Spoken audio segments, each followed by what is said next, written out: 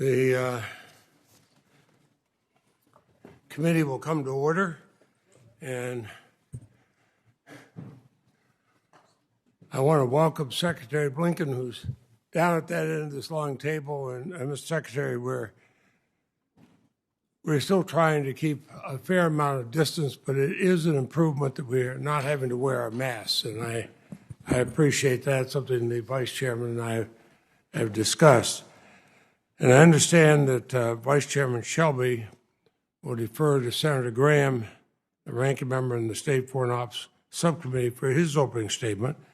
And after mine, after that, I'll turn to Senator Coons, who I welcome as the new chairman of the State Foreign Operations Subcommittee, when he'll give his opening statement. Now, Mr. Secretary, this committee funds every aspect of the department's operations. I was going over it again this weekend. I probably explored the detail of it more than I ever have before, but it covers every aspect of your operations. You can't turn the lights on or power your computers at Foggy Bottom or at our embassies around the world without the appropriations from here.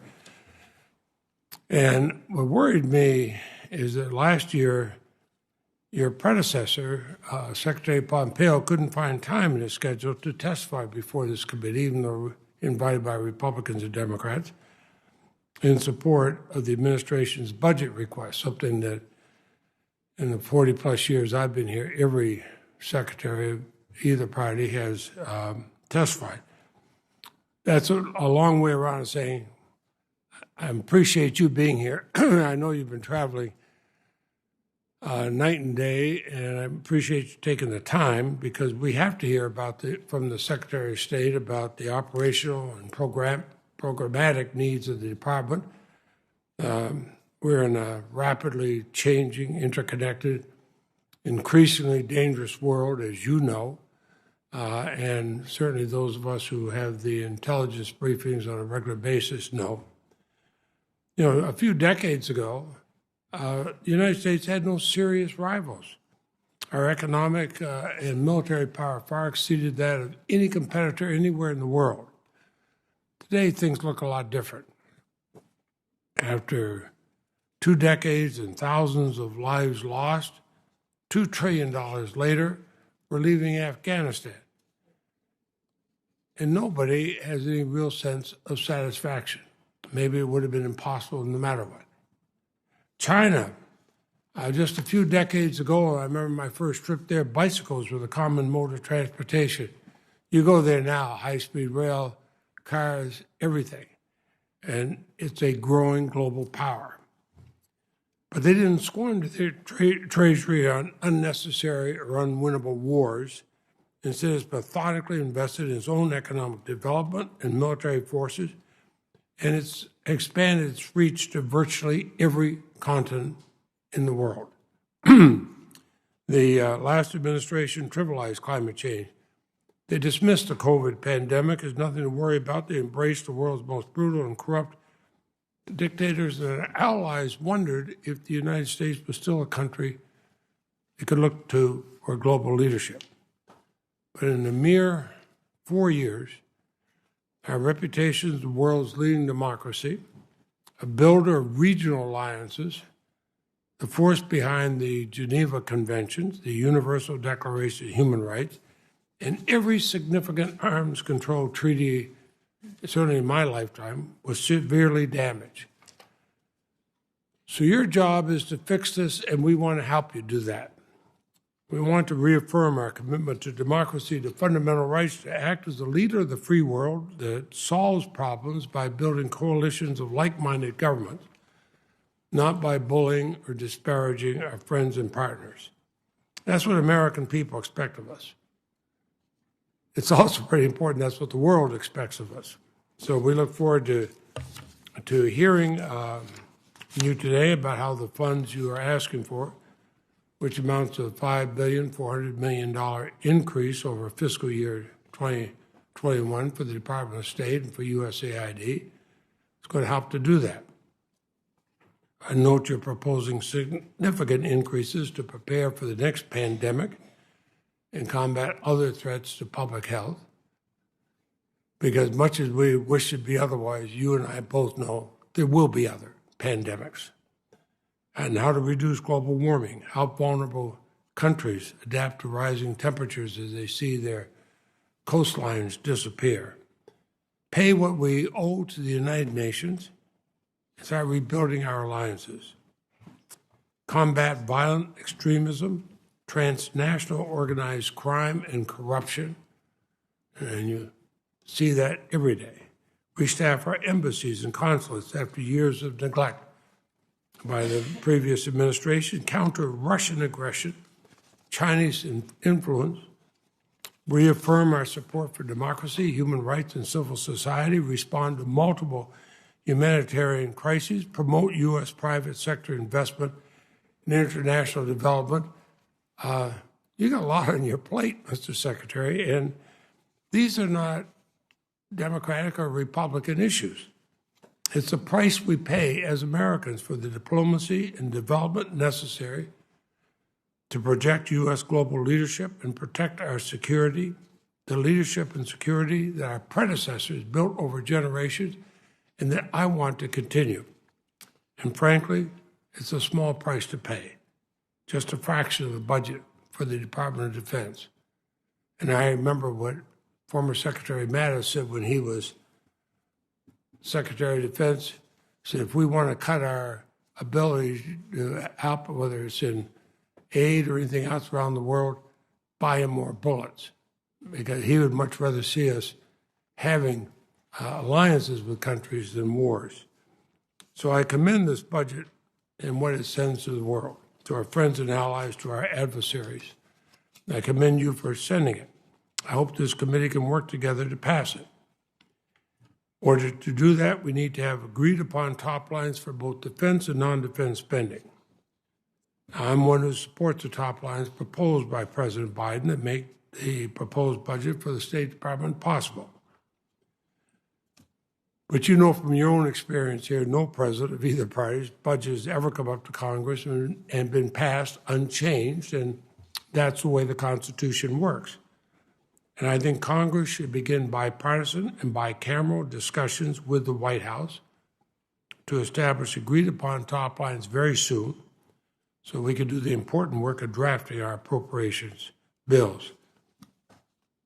Vice Chairman Shelby and I have traveled far and wide together. We've met with many of the outstanding embassy staff who you are representing here today, Mr. Secretary, and I'm proud of them.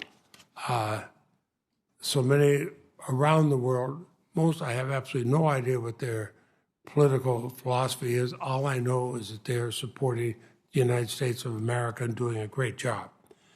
Now, as I said, Vice Chairman. Mr. Chairman, I ask unanimous consent that my written statement be made part of the record. Thank you, and I understand you're Mr. Secretary, we welcome you. You're no stranger here. We all know that, and look forward to question and answer period. And this time I want to yield my time to Senator Graham, the former chairman, the ranking Republican on the subcommittee. Senator Graham. Senator Graham, go ahead. Thank you. Thank you both very much. Welcome. There you are. I have a lot of admiration and hope to work with you to solve a lot of problems in the world. The budget is plussed up in areas that I appreciate. We had battles in the last administration a bit about developmental aid.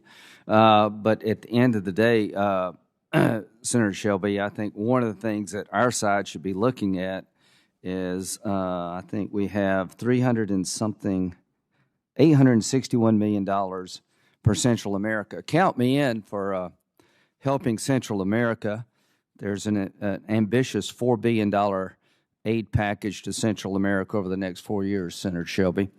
But, Mr. Secretary, this is good money after bad until you change our policies here at home. You're not going to change Central America to the point that people won't stop coming here completely. And the pull factors that have been created by the Biden administration have to change or this money will do no good. Count me in for immigration reform. I've talked with Senator Durbin. But as long as we have a catch and release program in our asylum system. They will keep coming no matter what Vice President Harris says. I appreciate her strong words, but our actions on the ground do not match those words. We had 178,000 people come in April. Over 60-something thousand were allowed to stay. Single adult males are sent back, but unaccompanied minors are allowed to stay. And people with small children are allowed to stay. And if you claim asylum, you're released into the United States. You no longer remain in Mexico. So to my colleagues on this committee, count me in for developing a better life in Central America, but it will not work until we change our laws.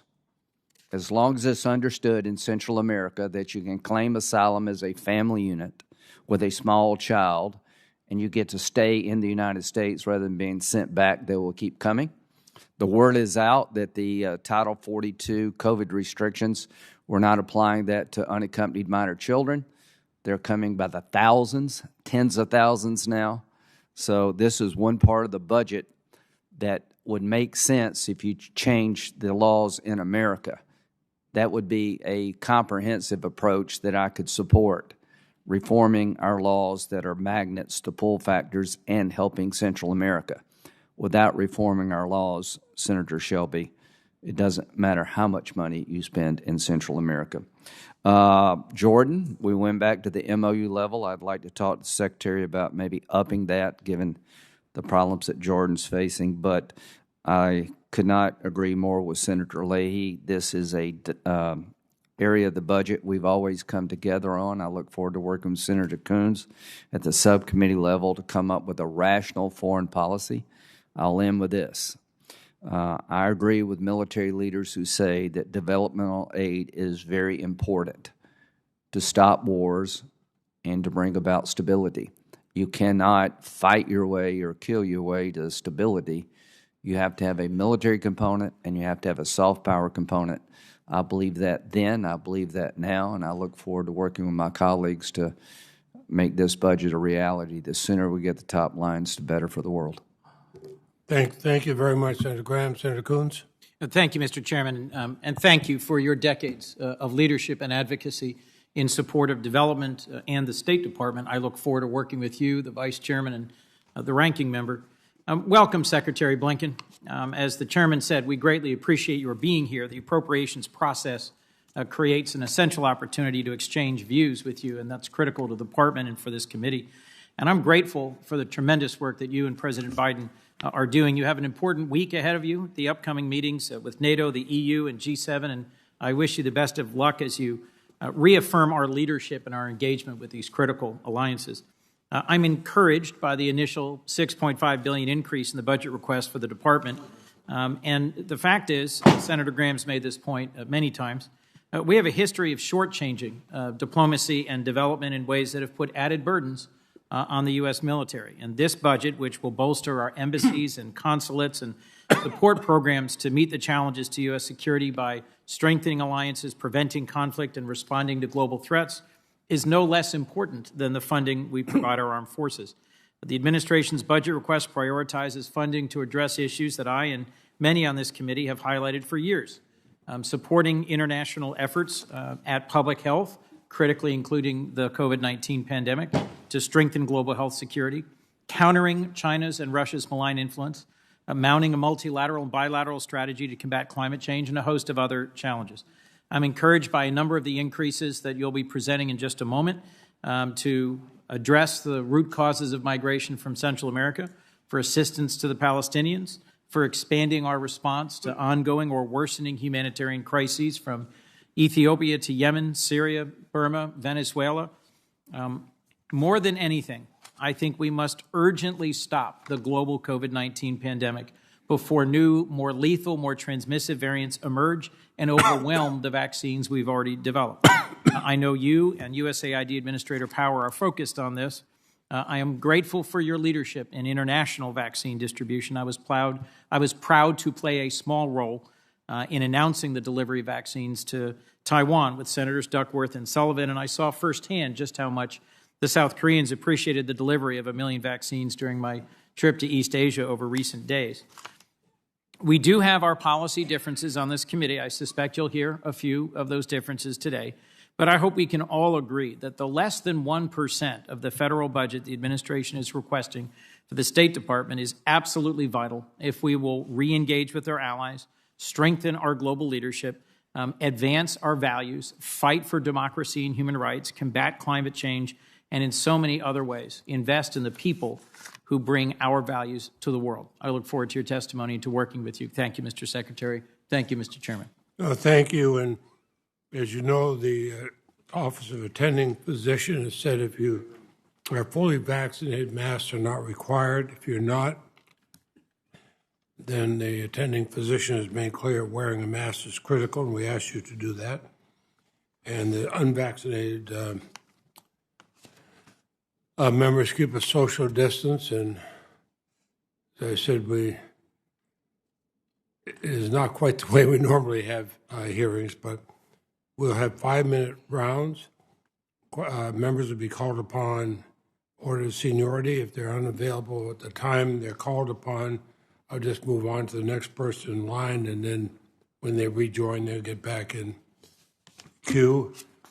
Secretary Blinken doesn't need a lot of introduction. He previously served as Deputy National Security Advisor from 2013 to 2015 and Deputy Secretary of State from 2015 to 2017 under President Obama. And before that, he served as the Democratic Staff Director for the Foreign Relations Committee. He's exceptionally well qualified for his current position. He got an overwhelming vote of 78 to 22. He's confirmed at days I think that we couldn't get a vote that high to say the sun rises in the east.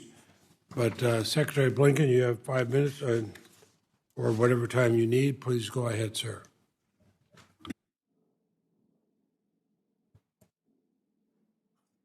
Thank you very much, Mr. Chairman.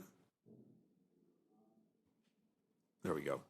Mr. Chairman, Vice Chairman Shelby, Chairman Coons, Ranking Member Graham, all the committee members, thank you very much for coming together today and giving me this opportunity to talk about the administration's proposed budget and how we believe it will help us achieve our national security priorities and deliver results for the American people, which is our common mission.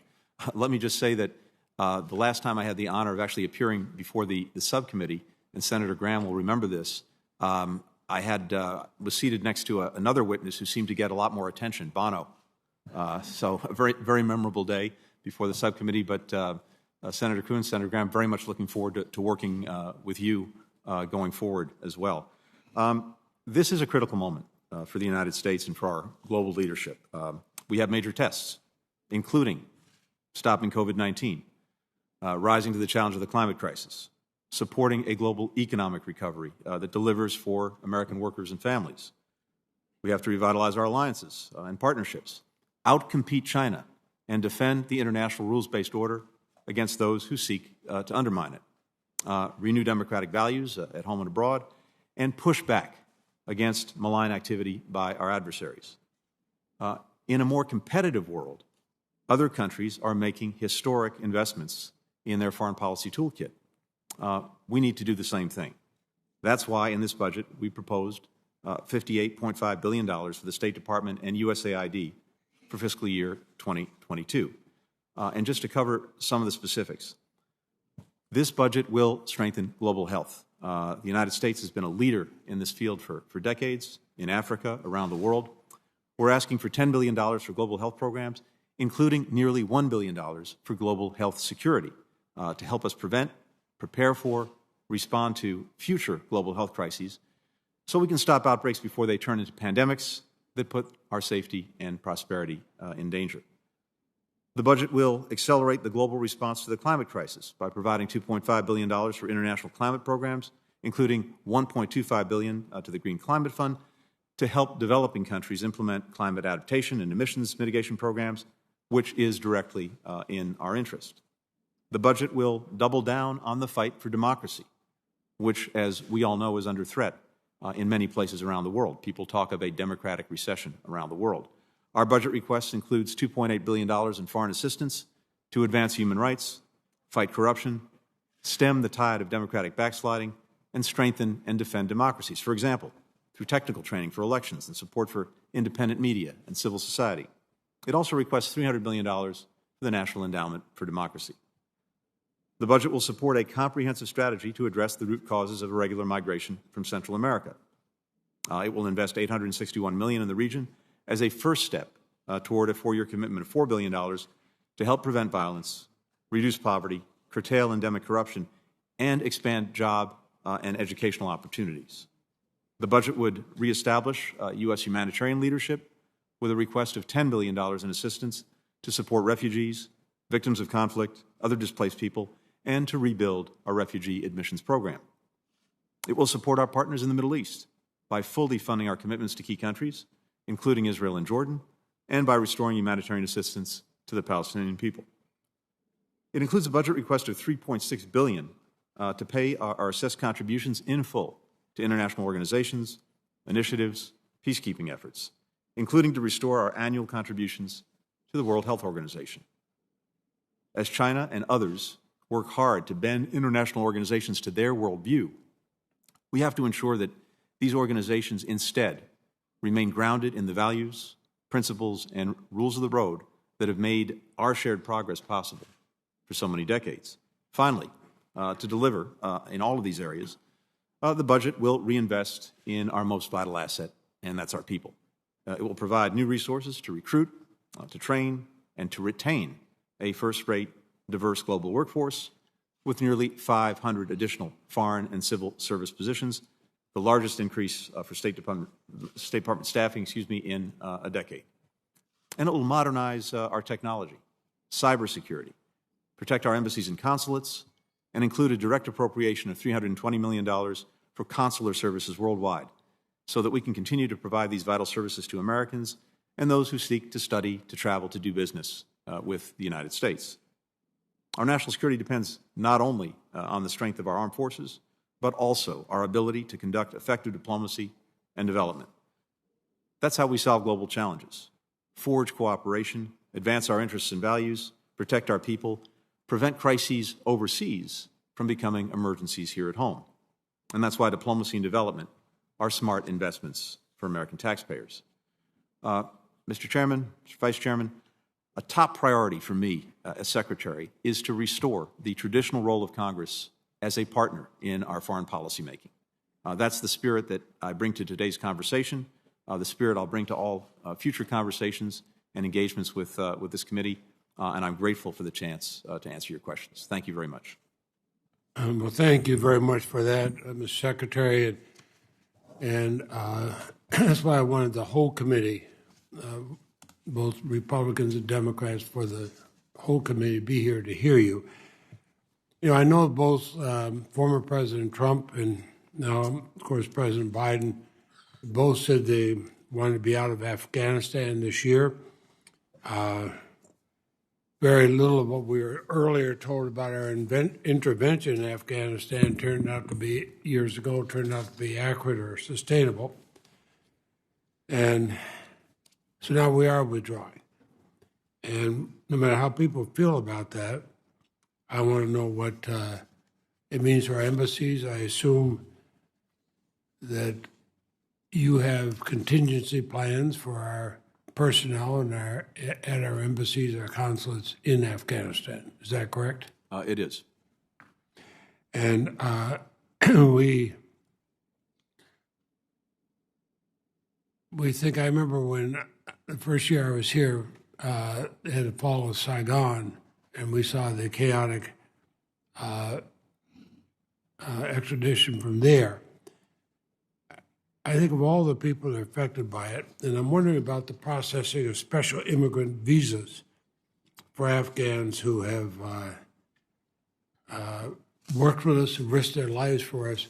What are we doing for them? Because they're going to have a target on their back. Mr. Chairman, I very much agree with you, and we have an obligation to help those who helped us. They put themselves on the line for the United States, working with our troops, working with our diplomats. We need to be there for them. And so we have the special immigrant visa program that you've alluded to. We're working very hard to make sure that it can meet the demand that may be coming out of Afghanistan. Just to briefly update you on this, we have about 18,000 applicants in the pipeline. Half of those are at the beginning of the pipeline. They've expressed interest, but they haven't filled out the necessary forms or made the applications, but we know there's interest. The other 9,000 or so are actually actively in the process. About 30% of them are awaiting so-called chief of mission approval. The chief of mission has to make a determination that they qualify for the program by dint of service to the United States. The other 20% are actually in the immigration process itself. So we had a current cap of about 26,000 special immigrant visas. We've used 15,000, so we have about 11,000 left.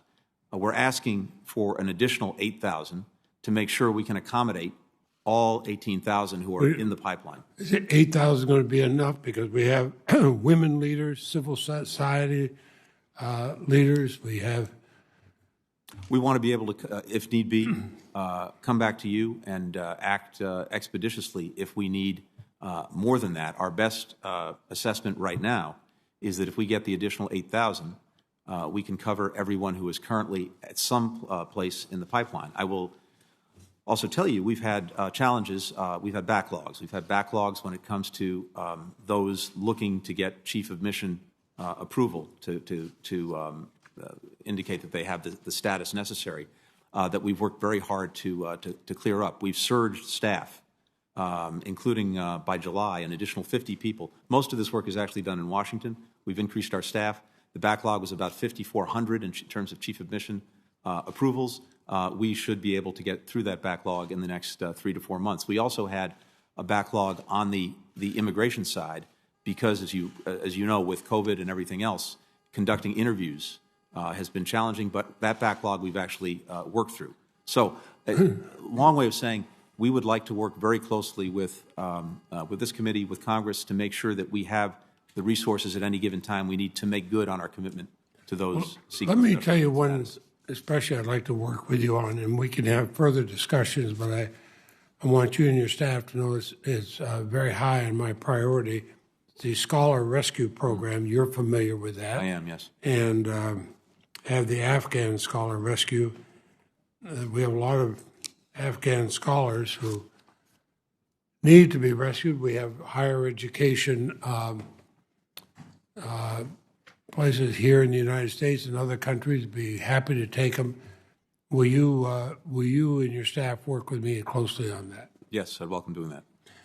Now, I also look at Vietnam, where many of us here have gone. I've gone there several times with the Leahy War Victims Fund. The first time with the help of George H.W. Bush. We see Vietnam's economy growing, and its people are eager to, compete in the global economy. But they're a one-party state. Political dissent is not tolerated. But we can go there freely, spend money freely. In fact, we do. We give aid to them. We cooperate with Vietnam in many areas. We raise human rights with them.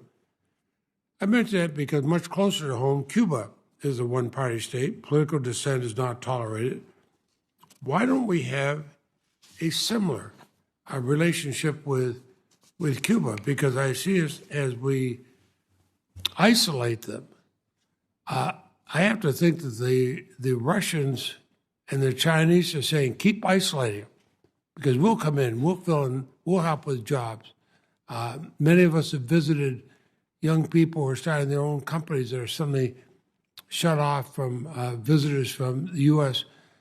They're right on they're just a few miles from our shore.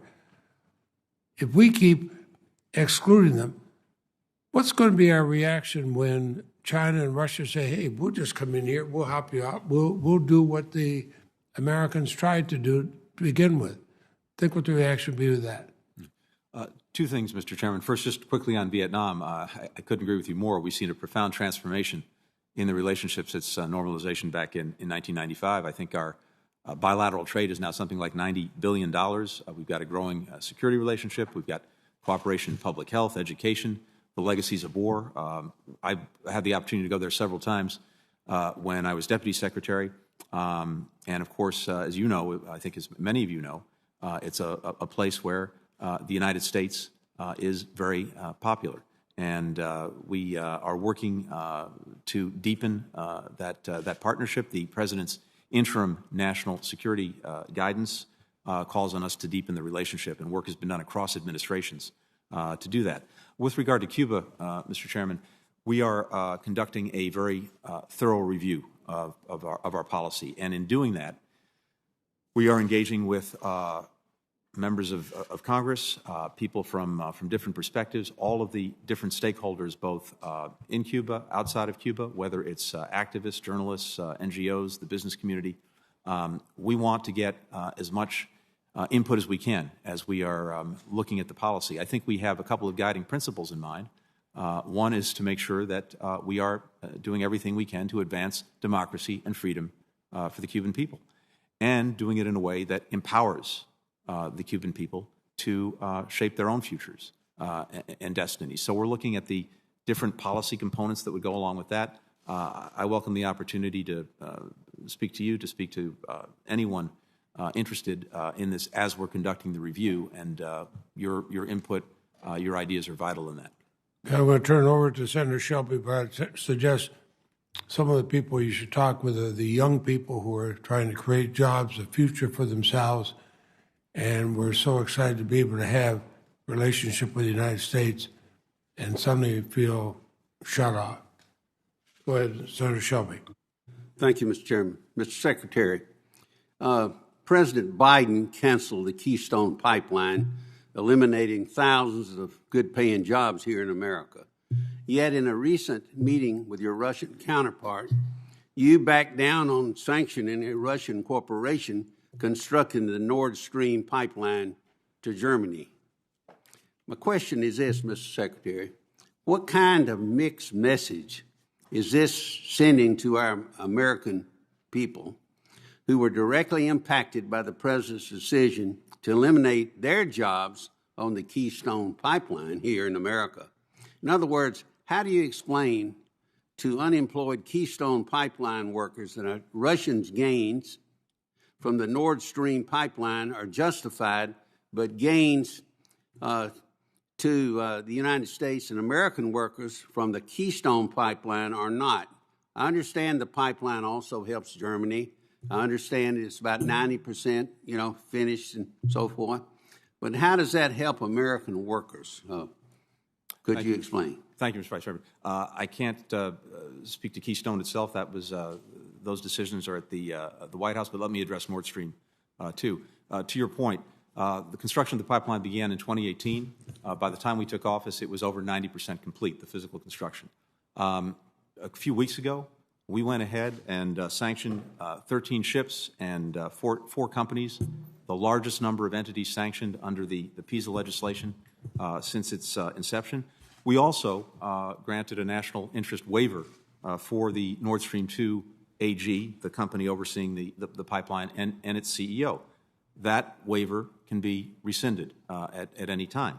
The reality is that the physical completion of the pipeline was pretty much a done deal.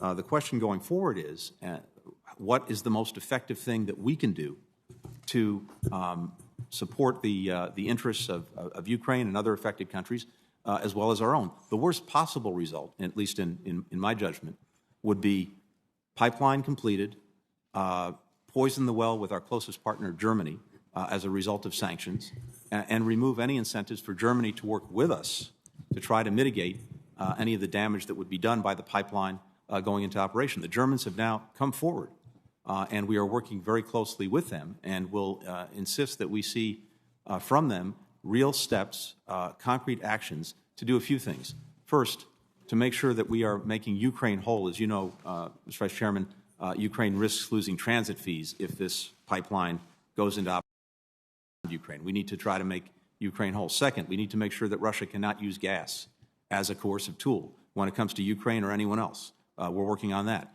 We want to make sure that if Russia acts out egregiously in other fashions, there will be some automaticity in the response that we take with Germany and others. So all of those things are on the table. We're working on it very actively. We also, of course, have opportunities going forward to deal with those who would provide insurance or other permits for the pipeline to actually become operational. We continue to believe it's a bad idea for all the reasons that the President has cited for many years, but we have to deal with the reality as we found it. That's what we're trying to do. Now, you're not telling us that you believe that the pipeline's not going to be completed in operation, because that would defy logic, would it not? Well, I think, sir, the pipeline is the line B is either just been physically completed or is on the verge of it, and there were no steps that we could take in the time frame that we had to work with that would stop that. But to your point, there is a difference between the physical completion of the pipeline and it becoming operational, actually gas throwing fluid. We're still working on that, and in particular, we want to make sure that Europeans take the necessary steps to protect, to mitigate, to deal with any of the adverse consequences of gas flowing through this pipeline. What's your message to the American workers who've been displaced by Keystone, because they see a contradiction there in their own lives? I can't speak to Keystone or domestic policy or politics, just Nord Stream itself. Thank you. Thank you. I'd like to get into the other area, the defense funding. Of course, the Chinese Communist Party continues to invest, as we all know, in the People's Liberation rates. China's efforts to gain strategic influence across the globe is well known, so forth. Despite all this, President Biden's 22 budget proposes to severely underfund the Department of Defense, potentially jeopardizing our efforts to counter Chinese aggression around the world. Most people in the world know that China's interested in hegemony, and they're our greatest threat down the road. They're patient, and they've got a kind of a quasi, whatever kind of capitalist economy that the Soviet Union never had to underpin a lot of this. What is this administration? What's a message to the world if you're cutting defense in a time of a challenge like this to Russia, from Russia and China, Mr. Secretary? Thank you. Are trying to cut defense, I should say. You'll understand I can't speak to the defense budget. What I can speak to is how we're approaching the challenge posed by China. This is both the most consequential and most complicated relationship we have. It's the single nation state that militarily, economically, diplomatically, politically has the ability to try to upend the rules-based order that we strongly defend because it's advanced our own security and prosperity for so many years. I think if you look at the relationship, it has increasing adversarial aspects to it. It certainly has competitive ones, and it still has some cooperative ones as well. But the common denominator is to approach each of those aspects of the relationship from a position of strength. And I think that strength starts with a few things. It starts with our alliances and partnerships. This is a unique strategic asset for us, something that China does not enjoy. That's why we're working to revitalize those alliances and partnerships.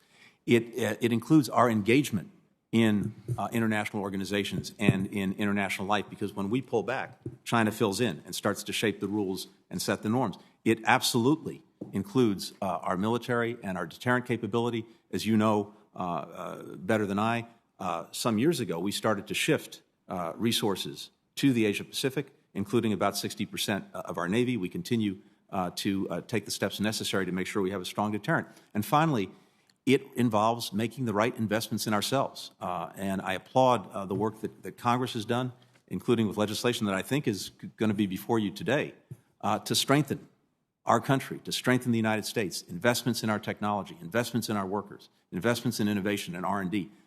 All of those elements together are how we approach China from a position of strength.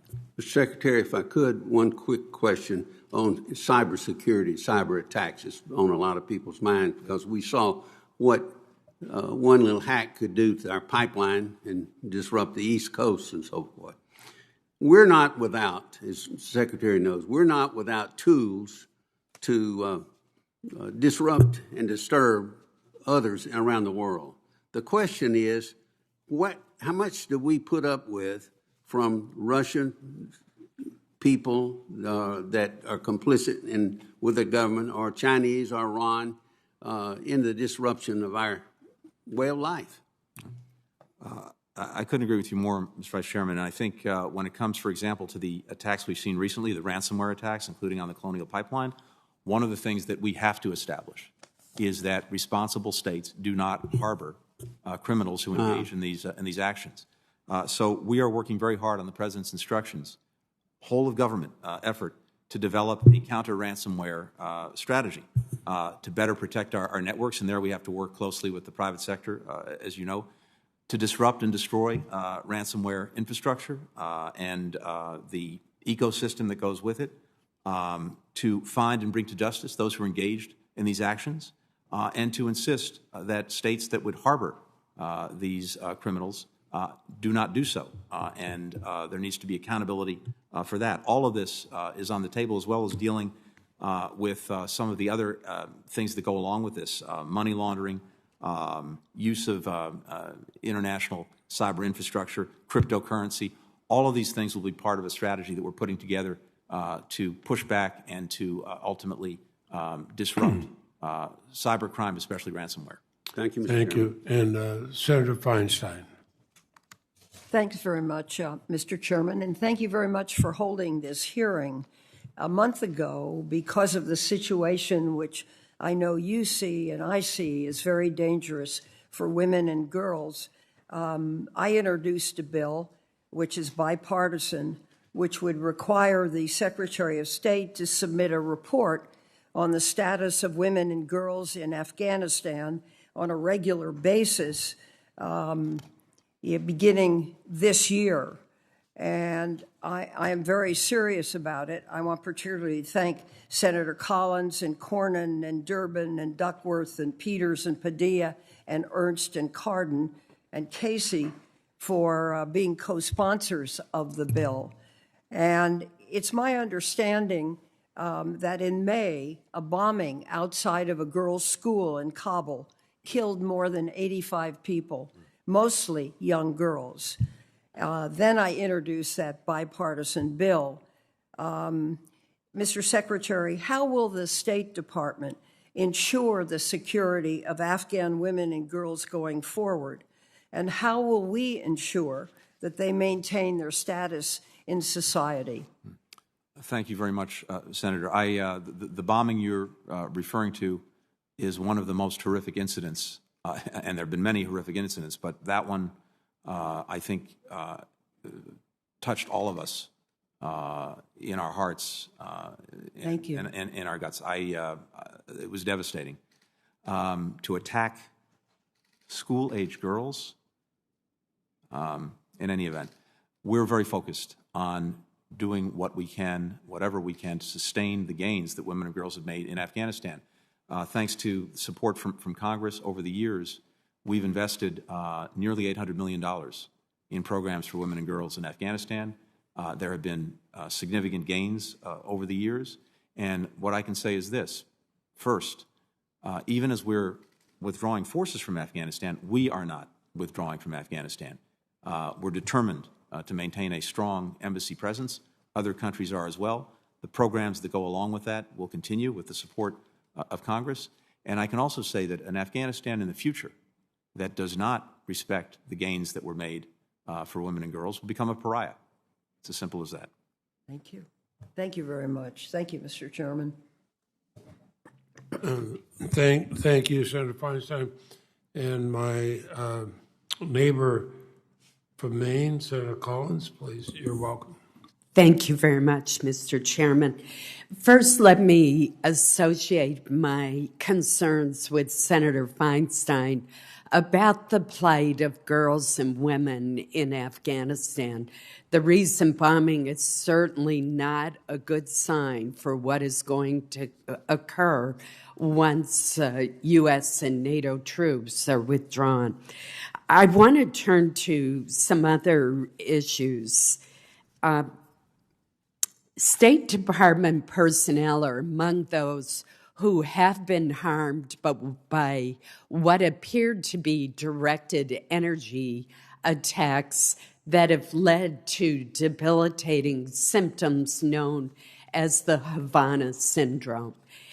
As you know, I hope, the Senate last night unanimously passed legislation that I authored with Senators Warner, Rubio, and Shaheen that will beef up the medical care and financial compensation for American public servants who continue to experience these debilitating symptoms.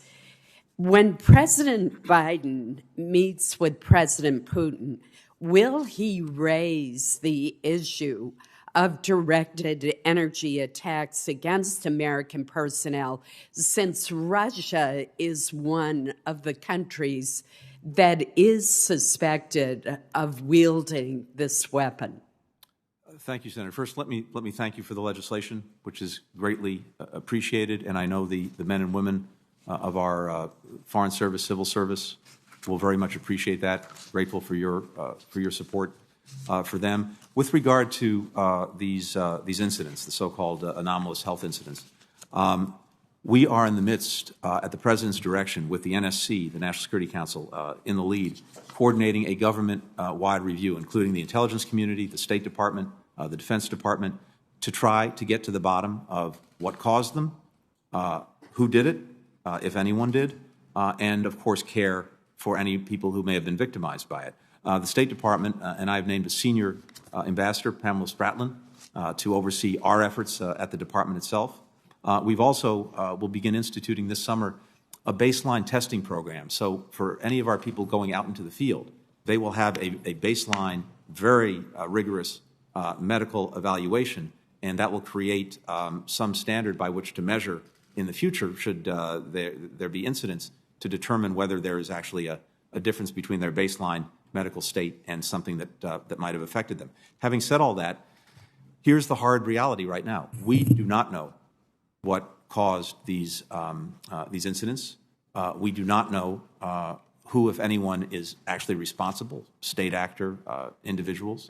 This is exactly what we're trying to get to the bottom of. So certainly, if we have concerns, suspicions, beliefs that any state actor, Russia or otherwise, was involved or engaged in this, you can be sure that we will take it to them. But right now, we simply do not know. This is why the President has ordered this intensive effort to see if we can get to the bottom of what happened. Well, we certainly need a whole-of-government approach, but I have to say that I'm very disturbed to hear you say, if anyone. These injuries are very real. They've been substantiated at the University of Pennsylvania, at NIH, at Walter Reed. And I know there's been grave frustration by personnel at the State Department about the response. So I think we need to move to determining which adversary is using what kind of weapon to harm our American personnel. And can I just say, Senator, I absolutely share your commitment and conviction that we need to do that, and I did not mean to suggest in any way that we are not taking this absolutely seriously. My number one priority, my number one responsibility is the safety and security of the men and women who work for the State Department, and we will do everything we can to make good on that. Let me turn very quickly to Iran. During your confirmation hearing, you indicated that it was not in America's national security interest to lift sanctions on the Iranian financial sector, including the central bank, as well as Iran's energy sector, given the connections with the Islamic Revolutionary Guard. Will you commit today that the administration will not provide sanctions relief, including through waivers or general licenses, that directly or indirectly benefits the Central Bank of Iran or the National Iranian Oil Company, unless or until the Treasury Department determines that these entities are no longer connected to the IRGC or Iran's terrorism financing activities? Senators, you know we're engaged in indirect conversations with Iran about the possibility of a mutual return to compliance with the nuclear agreement, the so-called JCPOA. We don't know at this stage whether Iran is willing and able to do what it would need to do to come back into compliance. So we'll see if that actually materializes. Were that to happen, our responsibility would be to lift sanctions inconsistent with the JCPOA, but to resolutely maintain sanctions that are consistent with it to deal with the multiplicity of Iran's malign actions in a whole series of areas. And I would anticipate that even in the event of a return to compliance with the JCPOA, hundreds of sanctions would remain in place, including sanctions imposed by the Trump administration. If they are not inconsistent with the JCPOA, they will remain unless and until Iran's behavior changes. Thank you, Mr. Chairman. Thank you. Senator Murray. Thank you, Mr. Chairman. Welcome, Secretary Blinken. I wanted to raise an issue that the Pacific Northwest has been working on now for almost a decade. It's an issue that we really need your sustained help and help from other departmental leaders. Simply put, we need your help to prioritize the stalled effort to modernize the Columbia River Treaty between Canada and the United States. The current level of treaty prioritization is just not working, and it has created a lot of frustration across the entire Northwest. Now, I'm encouraged that the Columbia River Treaty is already before the National Security Council, and we know that you, DOE Secretary Granholm, and others have engaged with your Canadian counterparts, and our congressional delegation has asked for urgent and prompt action. Washington and Oregon have taken leadership in advancing new policies and new state laws to transition towards clean, renewable energy sources. We are serious about a whole-of-government approach to address the climate crisis, and we commend you and the rest of the Biden administration for championing similar policies and strategies at the federal level to address the threats posed by climate change. But I want to ask you today, what can you tell us about the high-level talks with Canada on the treaty, and most importantly, can we go forward together to make a very prompt and successful renegotiation of the Columbia River Treaty this year as the Biden administration priority without any more delay? Thank you, Senator. We're committed to working with you on this and to very actively engaging our Canadian counterparts on this, which is what we're doing. I think what we're trying to find is shared common ground on flood risk management, on hydropower operations, on ecosystem cooperation. So, as you know, I think we had the 10th round of discussions and negotiations virtually some months ago. We're engaged now in seeing if we can move that forward. I think there's a shared interest also with us in Canada in trying to build back the regional economy, especially given the ravages of COVID, and at the same time to be good stewards of our water resources. So we are fully engaged in this, but I'd also say that we would welcome working with you and your team going forward to see if we can move this to some kind of successful conclusion. Okay, I appreciate that. We just want to make sure it's a priority, and we are all working together as promptly as we can. Let me turn to a different topic. I'm very concerned about the arms sales process. The brutal conduct of the Saudi-led coalition during the war in Yemen, just as one example, shows the really glaring shortcomings of the current policy. And there's ample evidence of the coalition using U.S.-provided weapons in gross violation of the laws and principles governing warfare, and disregarding the serious concerns and authority of Congress, the executive branch under the previous administration that rammed through even more sales of highly advanced weapons. And that just can't be allowed to happen again. I'm going to be reintroducing my Values in Arms Export Act to bring vital reforms to this process, and I know several of our colleagues share these concerns and have legislation of their own. I look forward to all of them working with them to make progress on this.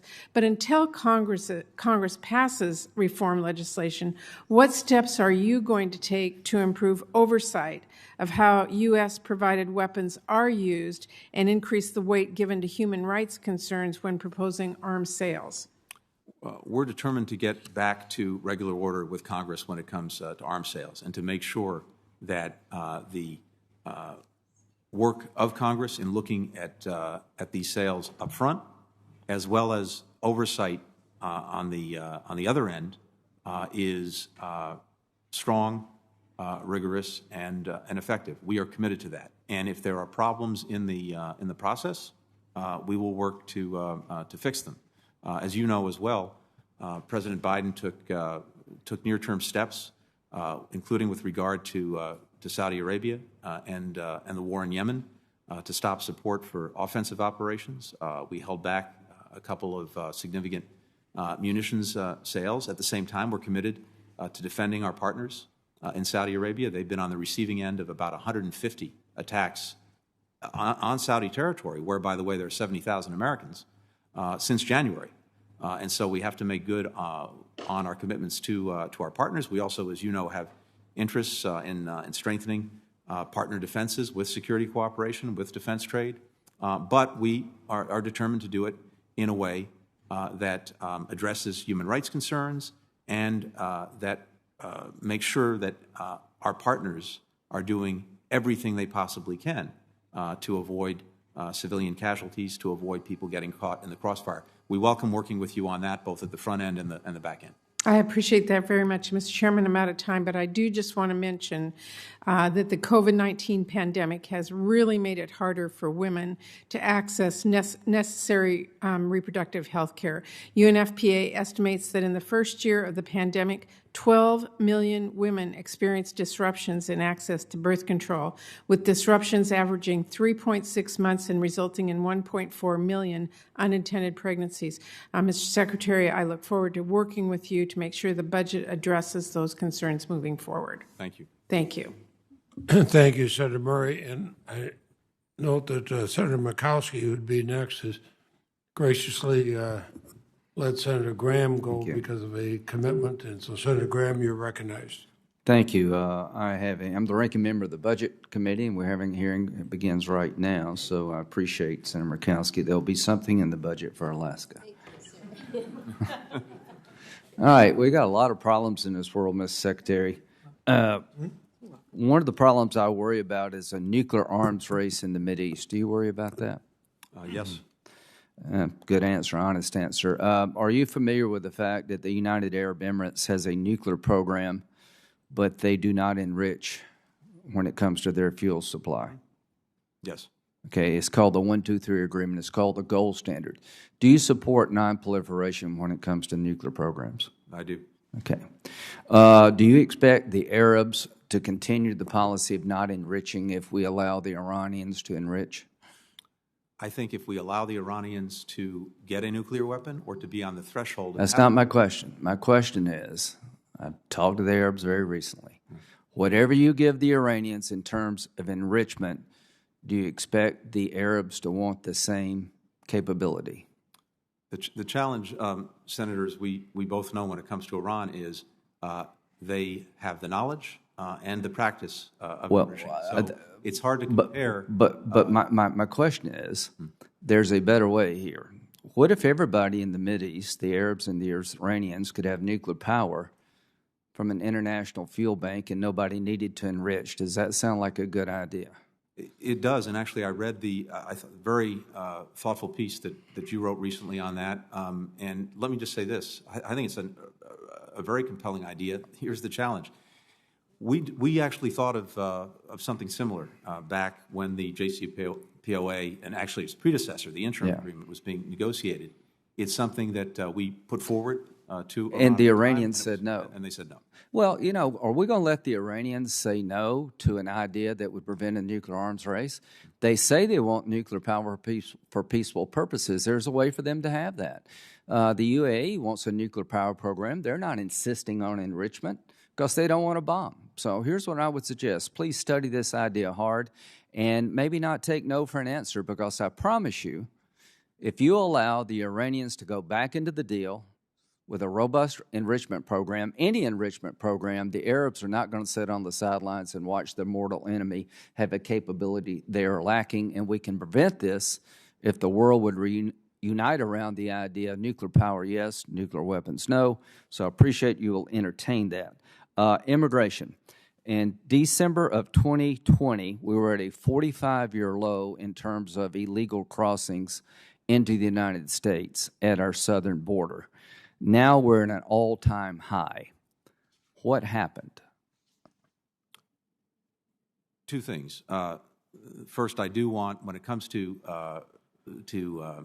migration issues in terms of what is being done in the United States, I will defer to my colleagues at DHS, HHS, and the other concerned agencies. But what has happened, and what has certainly happened, we've seen in the past, and it's happening now, is we know what the drivers of a regular migration. We have a very short period of time. Yeah. My question was pretty simple. If it was at an all-time low in December of last year, and it's at an all-time high now, something happened. Here's my belief. You changed policies that were working. It's no worse or no better than it was in Central America now versus December. What's happened, you've changed policies to go back to catch and release, no longer remain in Mexico waiting for asylum hearings, and people are taking advantage of that along with the unaccompanied minor policies you've instituted. Do you not see that as a pull factor? I believe, Senator, that we can and must secure our borders. But my question is, do you not understand that your policy changes has led to the floodgates being opened? If you don't understand that, then all this money you're requesting for Central America makes no sense. I'm willing to invest in Central America to make life better, but the pull factors are so strong now because of policy changes you initiated that we'll never have enough money available to save Central America unless we go back to the policies that worked in the past. Do you not understand that? To your point, and I think it's the point you made earlier, we need to have a rational, humane, and secure immigration system. Is it rational to let people come to our country, claim asylum, release them, and expect them 5 years later to show up for a hearing? That's not rational. They're not doing it. They're not doing it by the thousands, and they will never do it. I don't blame them. I blame us. So I would ask you in my closing moments here to consider the pull factors as a root cause of this surging illegal immigration, not just the status of Central America. Finally, you have pledged to get to the bottom of where the coronavirus originated. Is that correct? That is. And is it possible it may have come from a lab leak? It is. Okay. Will you provide this committee your plan to find out whether or not that happened? And my question is simple. If China doesn't cooperate with us in finding out the root causes of the coronavirus leak, what should we do? There needs to be accountability for what happened, and there needs to be accountability for the failure to cooperate, including making information available, having transparency, access for experts. So I have sanctions that would be available to you if they fail to cooperate. Would you support those sanctions? Senator Graham? We'll certainly take a look. Yeah, I know we got votes coming up, and we have a lot of people pending. Senator Durbin, you're next. Thank you, Senator. I'm sorry that my colleague and friend, Senator Graham, has to leave because he stated accurately a few minutes ago that we have worked together on immigration issues. He's a co-sponsor of the DREAM Act. But I do want to clarify a point that he has made twice this morning. There's this notion, catch and release, that somehow these people are processed at the border, given a hearing date, and turned loose in the United States, and start swimming in this vast ocean of this country and are never reported from again. Catch and release. It turns out that's just plain false. It's not true. There was a study done of 3 million immigration court hearings spanning more than a decade. The study found that 83% of all non-detained immigrants attended every single one of their court hearings, 83%. 15% who did miss a court hearing were ordered deported, were later able to successfully reopen their cases and had their removal orders rescinded. So when you hear catch and release, that we're grabbing all these people at the border, bringing them to the United States, turning them loose with a court date that they pay no attention to, it's not true. Not true, not even close to being true. We're dealing with 2%, less than 10% for sure. So arguing that as a basis for our immigration policy is just not correct. And incidentally, if they have a lawyer, most of them don't, but if they do have a lawyer, 96% attend all of their court hearings. That doesn't sound like catch and release, does it? No, there's a good there's a good reason for that too, which is most people who come here, whatever the circumstance, do not want to be living in the shadows. They want to be here legally. Exactly. And so I'm all for looking at our immigration policy, and there are lots of weaknesses and things that need to be changed. But to start with the notion that we're just letting people step across the border and get lost in America, just not true. They're showing up for their court hearings because they want to be part of this country and think they have a valid asylum plea. And I hope we make that part of our conversation. I'm trying to understand, Mr. Secretary, the complexity of our current and evolving relationship in Afghanistan. It appears the Taliban is going to be a political force there. There is also a government in place. I'm not quite sure whether there is any accommodation between them going on or expected. I'm trying to figure out whose side are we on. I believe we've spent a vast amount of our fortune and many American lives in trying to build an indigenous Afghan security force so that they can stabilize the situation and stop the outgrowth of terrorism when it occurs. I don't know how that same force is not viewed as, in some respects, antagonistic to the Taliban itself. So whose side are we on in the future of Afghanistan? We're resolutely on the side of the Afghan people, first and foremost, and to make sure, to the best of our ability, that they can move forward in peace, security, and freedom. And the government that represents those people and their interests is the government that we in the international community will support. Right now, there are conversations, discussions, potentially negotiations going on between the government and the Taliban to see if they can come to a peaceful accommodation and to end the conflict. But as it stands, as I said a few moments ago, even as we're withdrawing our forces, we are not withdrawing from Afghanistan. We remain very much engaged. We're determined to have a strong diplomatic presence, a strong programmatic presence to make sure we can continue support, economic, humanitarian development, security assistance support for the Afghan government and for the Afghan people. If a government of Afghanistan emerges as a result of a force, or if a future Afghanistan does not respect the basic rights that have been established for its people, including women and girls, it's safe to say that Afghanistan will be a pariah internationally, not just for us, but for countries around the world. Can I close with 2 points, and one you would anticipate from a senator from my state, Mark Frerichs. Yeah. Mark is an American who's being held captive in Afghanistan. I hope that you will, within the next 24 to 48 hours, give me an update on what we are doing to bring him home. And secondly, I'm going to send to you an article from the Chicago Sun-Times by a Chicago native Marine Major, Thomas Schumann,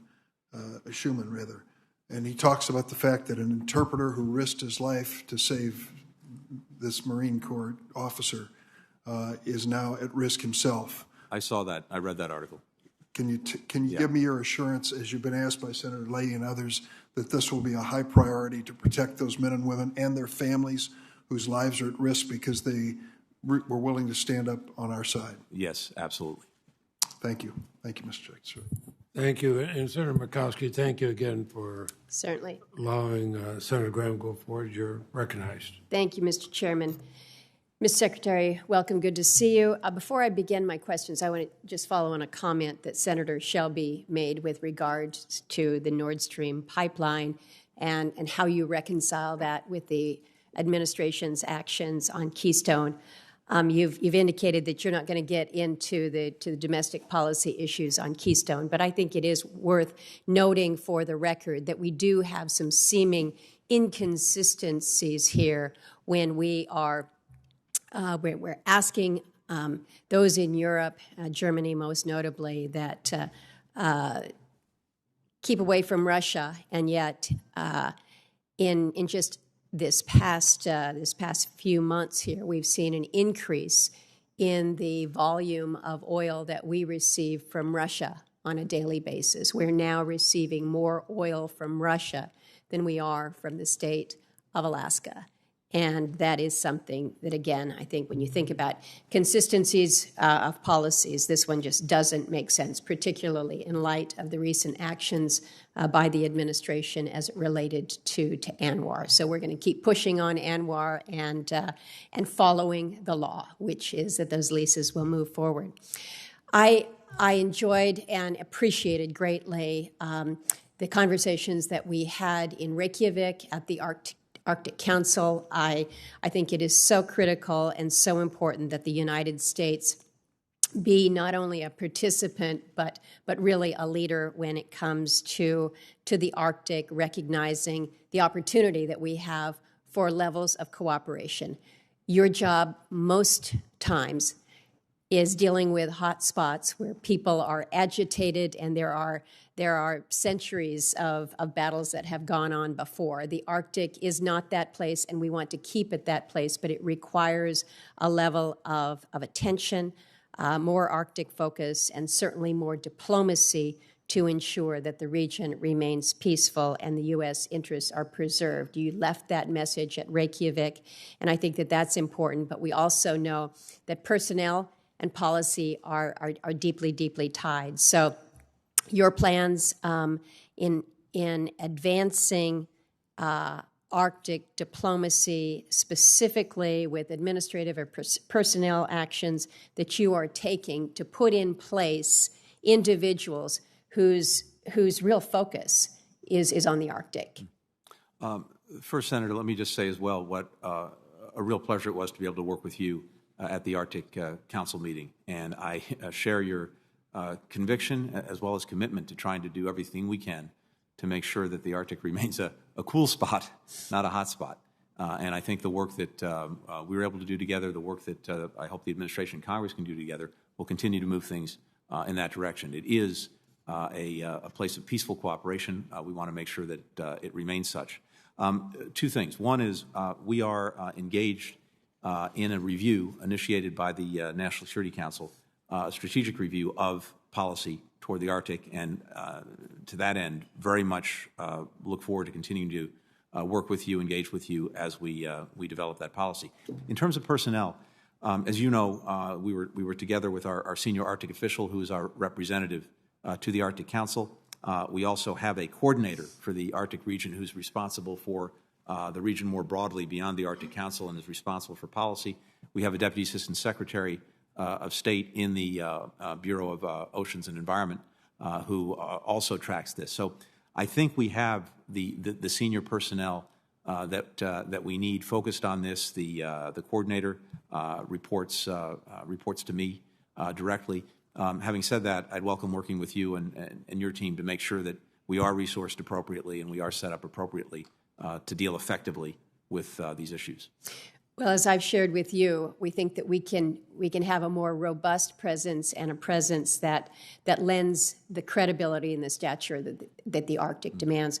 One last question for you. Senator Hirono and I have put forward legislation urging the Senate to ratify the law of the sea. This is something that has been around for a long period of time. You well know that. But given the state of affairs between the United States and China, and in particular in the South China Sea, as well as the very rapid emergence that we're seeing in the Arctic Ocean as a place of commerce, your comments on ratification of the law of the sea and the benefits that it might provide to this country. My own judgment, Senator, and I'm speaking here for myself because this is not something we've had an opportunity to talk about with the President, so I want to reserve that as a caveat. My own judgment is that the United States would be extremely well served by ratifying the Law of the Sea Treaty. And this is something that is not only my judgment, it's been the judgment across the board by our military leadership, uniform and civilian, for many years. And as we're trying to uphold international law, and as we're trying to uphold the rights and responsibilities of different countries when it comes to the use of the sea, we're in a very significant competition and challenge with China, which is repeatedly abusing and undermining the rights of other claimants. And those rights are grounded, among other things, in international law and in the law of the sea. And it does make it a little bit more challenging for us when we are pushing back very hard on China for them to be able to say, well, you cite the law of the sea, you're not even part of it. My response has been, yeah, we do have some irony here because we have not ratified the law of the sea, but we abide by it. You've ratified it, and you don't. But the reality is we would I can just tell you diplomatically, we would be on, to mix images here, on stronger ground if we had ratification of the law of the sea. But I think if you ask our military colleagues, they would tell you, and I know you've had conversations over the years, they would tell you this would strongly be in the national interest. Agreed. Thank you, Mr. Chairman. Thank you very much. And Senator Coons. Thank you, Mr. Chairman. Thank you, Secretary Blinken. Let me just follow on the line of questioning you were just engaged in with Senator Murkowski about China and our global competition and things we can and should do to strengthen our position in the world. Later today, in what I think is a critical display of bipartisanship, the Senate will come together to pass the Innovation and Competition Act. This sprawling bill includes within it some sections specific to the State Department and USAID. In fact, it authorizes about $8 billion for state and AID that will position us to better lead the world through the adoption of industries of the future and to compete with China through measures to boost R&D and revitalize manufacturing, and outlines a U.S. diplomatic and national security strategy. Will you be willing to work with the SFOP subcommittee in a separate briefing on China to discuss the ways we can make the best use of our foreign assistance funds to counter Chinese influence? And will you support the funds authorized in this bill and work with this committee in the spirit of that legislation to keep the emerging technologies of the future free and open and consistent with our values as a critical part of our work to advance democracy? Yes, and I have to tell you again that we really applaud this initiative. I think it's very significant as legislation. It's going to give us new tools, new resources to deal more effectively with the competition, and I very much welcome the opportunity to work closely with you, members of this committee, other relevant committees, to put this into practice. Thank you, Mr. Secretary. On my recent trip to South Korea, I had a chance to meet with the leadership and staff of the Green Climate Fund, and I'm grateful for your leadership and President Biden's in restoring our role as participants in the Paris Agreement, the Leaders Summit the President held on climate in April. The FY22 budget includes critical funding for programs like the GEF, the Global Environment Facility, the Climate Investment Funds, and the Green Climate Fund. I'd be interested in hearing briefly how you see those investments advancing our core values and interests around the world. This, as you know very well, Senator, is a critical year and a decisive decade when it comes to climate and actually dealing with the challenge posed by climate change. We have the COP26 coming up at the end of the year. We have worked very hard from day one, not only to raise our own ambitions when it comes to curbing emissions, but to making sure that others did the same. As you know very well, even if we do everything right at home, we're 15% of global emissions, and so that still leaves the other 85%. And this is a global responsibility. It's not just a U.S. responsibility. And ensuring that other countries meet their responsibilities is critical. Initiatives like the Green Climate Fund are important tools to do that. Some countries don't have the resources necessary to engage in the adaptation that's required to meet targets. So I think we have a responsibility to help. Similarly, countries need to build resilience against some of the ravages of climate change. There too, we can help. As both Canada and the EU are moving towards implementation of a carbon border adjustment mechanism, I look forward to engaging with you on how the administration is thinking about the role of trade in achieving global climate goals and how we help keep American industries and agriculture and production competitive in that global context.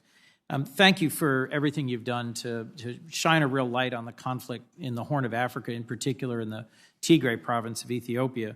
The U.S. government provides about $600 million a year to support the people of Ethiopia and has provided so far this year $300 million to address the humanitarian crisis since it began last November in Tigray.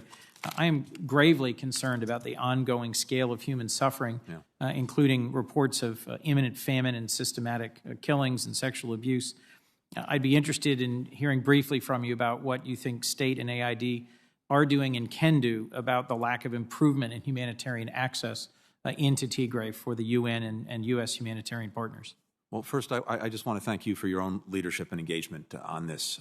You have been an absolute champion in trying to move this to a better place, including your direct engagement on a very important trip on behalf of the President with Prime Minister Abiy and others. And I think that gave us a good foundation that we've been trying to work with. But to your point, it has been extremely challenging. We are seeing not only now the atrocities committed by various forces in Tigray, Eritrean, Moran, as well as Ethiopian, but to your point, a famine. Not a natural famine, but one that is actually man and woman made, in the sense that I think there's the deliberate destruction of crops, of food resources, as well as displacement of people that is causing that. As you know, we appointed a senior envoy, Jeff Feltman, one of our most experienced diplomats, who, after working for the State Department for 26 years, went on to be a senior official at the United Nations. He is back with us. He, as you know, is working on these separate but interrelated problems of Tigray and, by the way, broader, as you know, ethnic challenges in Ethiopia, the Ethiopia-Sudan border conflict, and, of course, the Grand Renaissance Dam, the GERD, and working on all three to see if we can move this forward. But look, as you know very, very well, we need to see a few things, and we need to see them yesterday, not today. We need to get all of these disparate forces out of Tigray, starting with the Eritreans and the Amarans. We need some kind of cessation of hostilities or ceasefire, and we need humanitarian access. So we're pushing on all of those fronts. We very much welcome continuing to work closely with you to see if we can make some progress. Well, thank you. Just a last quick comment. I'm so pleased to see your budget and strengthening positions in the State Department, adding 500 additional positions and adding a Chief Diversity and Inclusion Officer, and look forward to working with you to invest in the workforce of the State Department. Many of us who visit embassies overseas have seen how they've been overextended in recent years, and I'm grateful for a budget that advocates for the people of the State Department around the world. Thank you, Mr. Secretary. Thank you for your indulgence, Mr. Chairman. Thank you. We're going to recognize Senator Moran next, but before I do, I should note we're going to have votes starting fairly soon. What I intend to do at the beginning of the first vote, which will be on for a while, I'm going to go and vote, and I'll leave somebody else running the committee. I'll go and vote and come right back so that there'll be time. Everybody who wants to ask questions will be able to. Thank you, Senator Moran. Chairman, thank you. Mr. Secretary, thank you for your service. Thank you for your presence this morning. You and I don't know each other well, but I would welcome the opportunity to change that and offer me and my team the offer to you to work with you in the State Department on the betterment of the United States and the world. Thank you. IAEA's Director General has called on Iran to answer questions about uranium particles at former undeclared sites. Reuters reports that the U.S. and European allies will not offer a resolution critical of Iran on this subject. What is the plan to hold Iran accountable to its international obligations in this regard? It needs to answer those questions, plain and simple. We would be in an even better place to insist on its answering those questions if we managed to get Iran back into compliance with the JCPOA, and if we were part of it too. It has mechanisms that allow us to insist on Iran making good on access, making good on sharing information. But regardless, it needs to answer those questions. It needs to come clean about past activities. Thank you. Let me mention a couple of perhaps Kansas-specific things. First of all, we've worked, me and my staff worked to secure visas for those seeking to come to Kansas, and I appreciate the conversations that I had earlier this year with the Consular Affairs folks within the State Department on expanding the national interest exemption to include agricultural workers and other parts of my state's economy. What I'm talking about here is that with the announcement early on in the Biden administration of visas being denied due to COVID in certain countries. One of those is South Africa. It is a country that provides workers, particularly in agricultural harvest, from Texas to North Dakota, and we were successful in getting them included in an exemption so that they could continue to come here and work, and I'm grateful for that. But the bureaucracy, the paperwork, the backlog is still a problem, and harvest comes regardless of whether or not there's a backlog, and those workers are hugely important. And I don't know whether you have a specific way to solve that problem, but it highlights for me, are the State Department employees vaccinated? When do we have everybody back to work? Are we there yet? And if the answer to those questions is no, what else can be done to meet these deadlines for us to feed Americans in the world?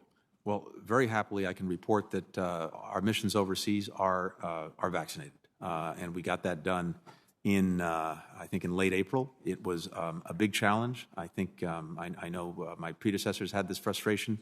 There was an anticipation the State Department would receive 300,000 plus vaccines in December. We got 13,000 back then, and we have been running as fast as we can to make up the difference. And happily, we've gotten all of our overseas missions vaccinated. So that's the good news.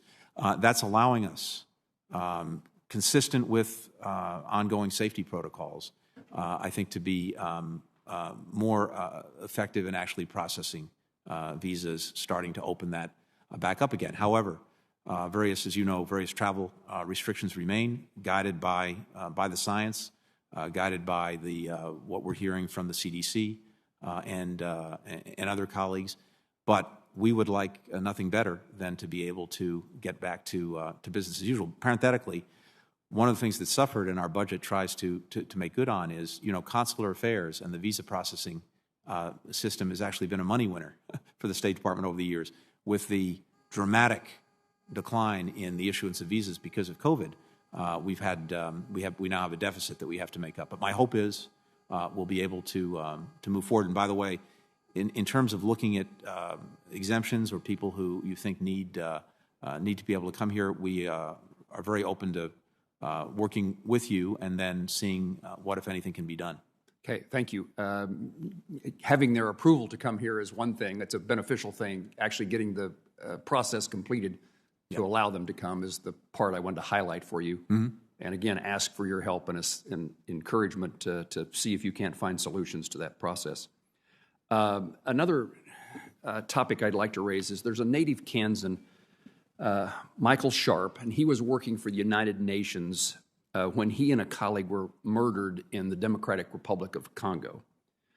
I commend the embassy there for keeping me apprised of this seeking of justice for those murders, and that justice is apparently being pursued, and arrests have been made, but the trial has been delayed. And I just would ask for your commitment to continuing Americans' assistance to the DRC and in pursuit of that justice, and ask you to keep me informed of developments or how I can help. You have that commitment. Thank you. Mr. Chairman, thank you. Thank you very much, Senator Moran. Senator Schatz is next, but I'm turning the gavel over to Senator Coons while I go and vote. Senator Schatz.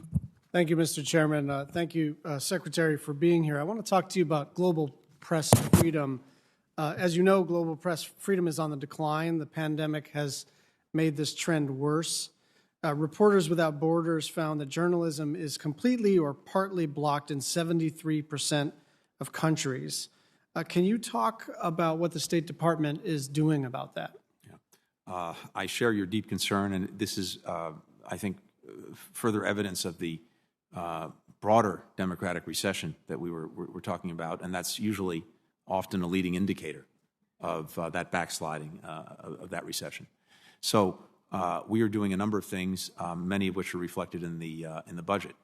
We have very active support programs and protection programs as well for journalists, for those who are working to provide citizens of the countries they're working in basic information that they need.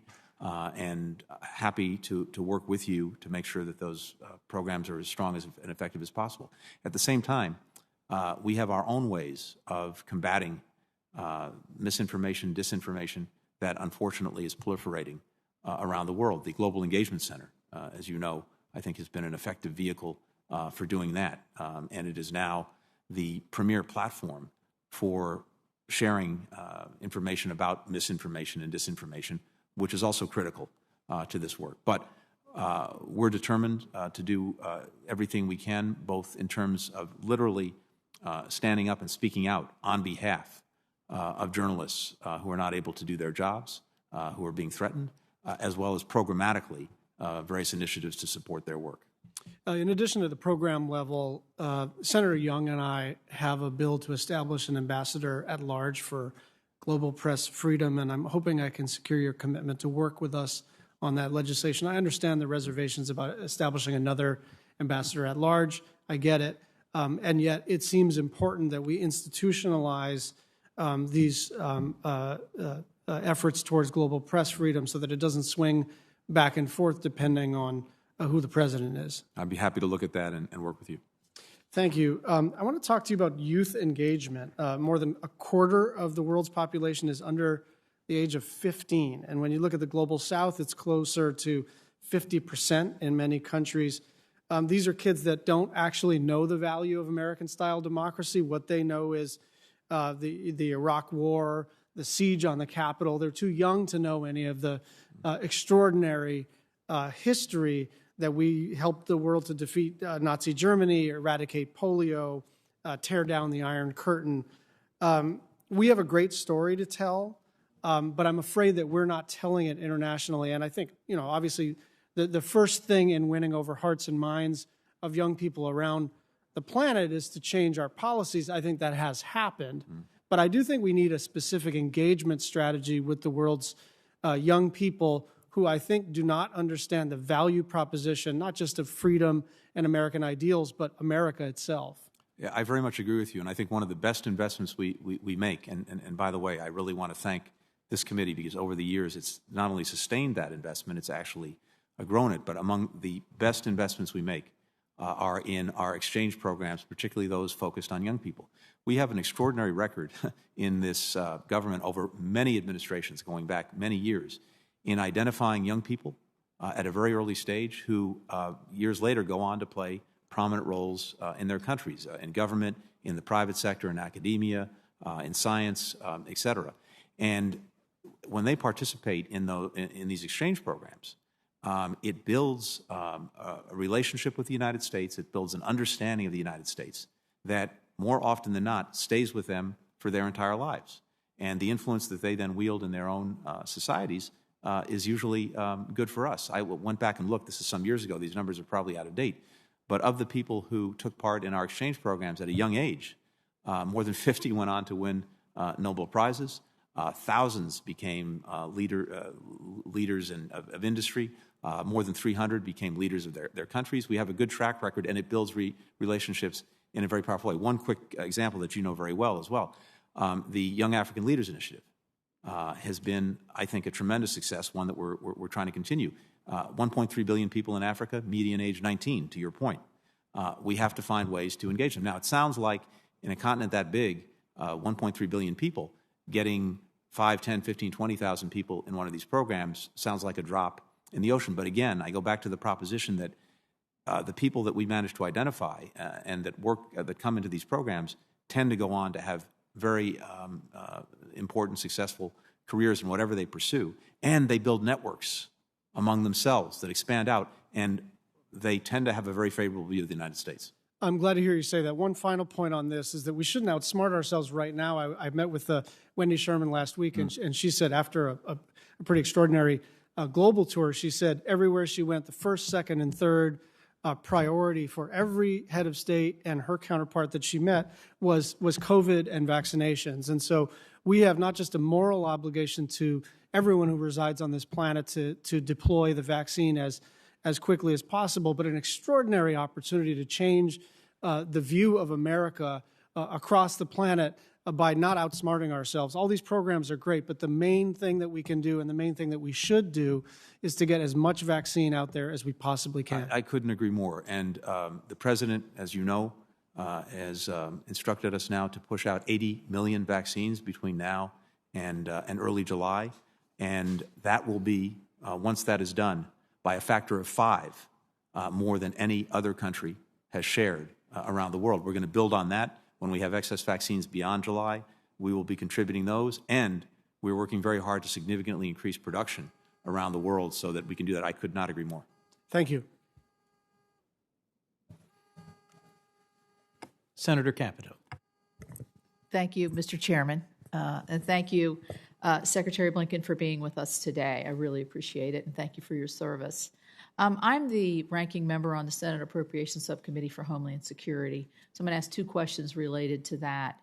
As we know, migration from non-Mexican, non-Northern Triangle countries is skyrocketing. I have just a chart here from the date May 27th through June 2nd, 2021, and that I just did a rough estimate, 6,000 or so, more than that maybe, over the week.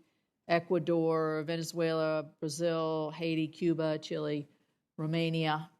And my question revolves around your budget request, because you request 861, eventually going to $4 billion for Northern Triangle with the goal of controlling crossings at the southern border. How will this help control the migration that we're seeing from non-Northern Triangle countries that we have coming to the southern border? And do you plan to expand this request to other countries as those numbers go up? Because they are increasing, and I'm sure you're well aware of that. Yeah, you're very right to put the spotlight on this. So I've seen those numbers as well.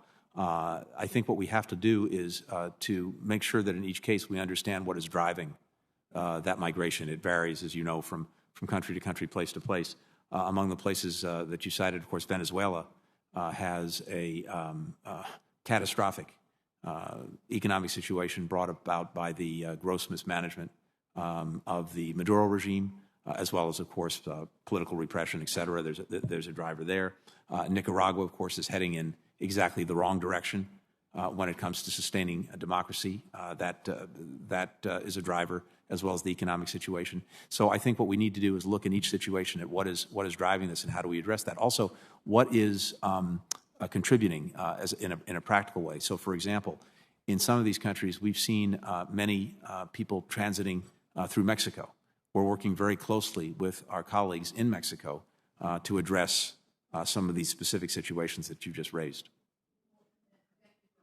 Mentioning that, I do think that Mexico has changed some of their policies. Mm-hmm. They have. And it's, for instance, migrants can fly into a Mexican airport close to our border with limited visa requirements and simply walk from the airport across the border. I mean, this is definitely a problem. We can argue about what all of the issues are. The issues are, there are more people, there are from different countries, it's costing our country and their countries, and we need to find a solution here to crack down on this, because I think the American people, when they think 170,000 people are coming across the border illegally a month, is an astronomical. Let me ask you a question on ransomware. CISA, which is under the Homeland Security, they've been working to mitigate cyber breaches, and I know this is part of your budget request too, and ransomware attacks. We've obviously seen the one most recently with the Colonial Pipeline, and I'm sure there's many more that we don't know about, but others, certainly even one of our local hospitals had a ransomware attack. How are you working with our allies diplomatically on a collective approach to mitigate these ransomware attacks? And also, the DOJ has recently elevated ransomware to the same priority level as terrorism. Will the Department of State also commit similar resources to tackling this issue, ensure that ransomware criminals, wherever they exist, are brought to justice? In short, we will. This is front and center as a priority for us. We've seen already, to the point you make, the potentially devastating impact that this can have. And it is, by definition now, an international problem, and so an international obligation. So we were talking about this a little bit earlier. We are, among other things, getting together with other concerned countries, first to try to establish the principle that any state that harbors criminal enterprises or organizations engaged in ransomware, that is not acceptable, and they need to take action against it. And if not, there are going to need to be some consequences. Second, there's a lot that we can do on a coordinated basis internationally to try to disrupt some of these criminal networks and enterprises. That's what we're working on. Would the president be speaking to when he takes his trip tomorrow on this very topic? Yes, he will. Thank you.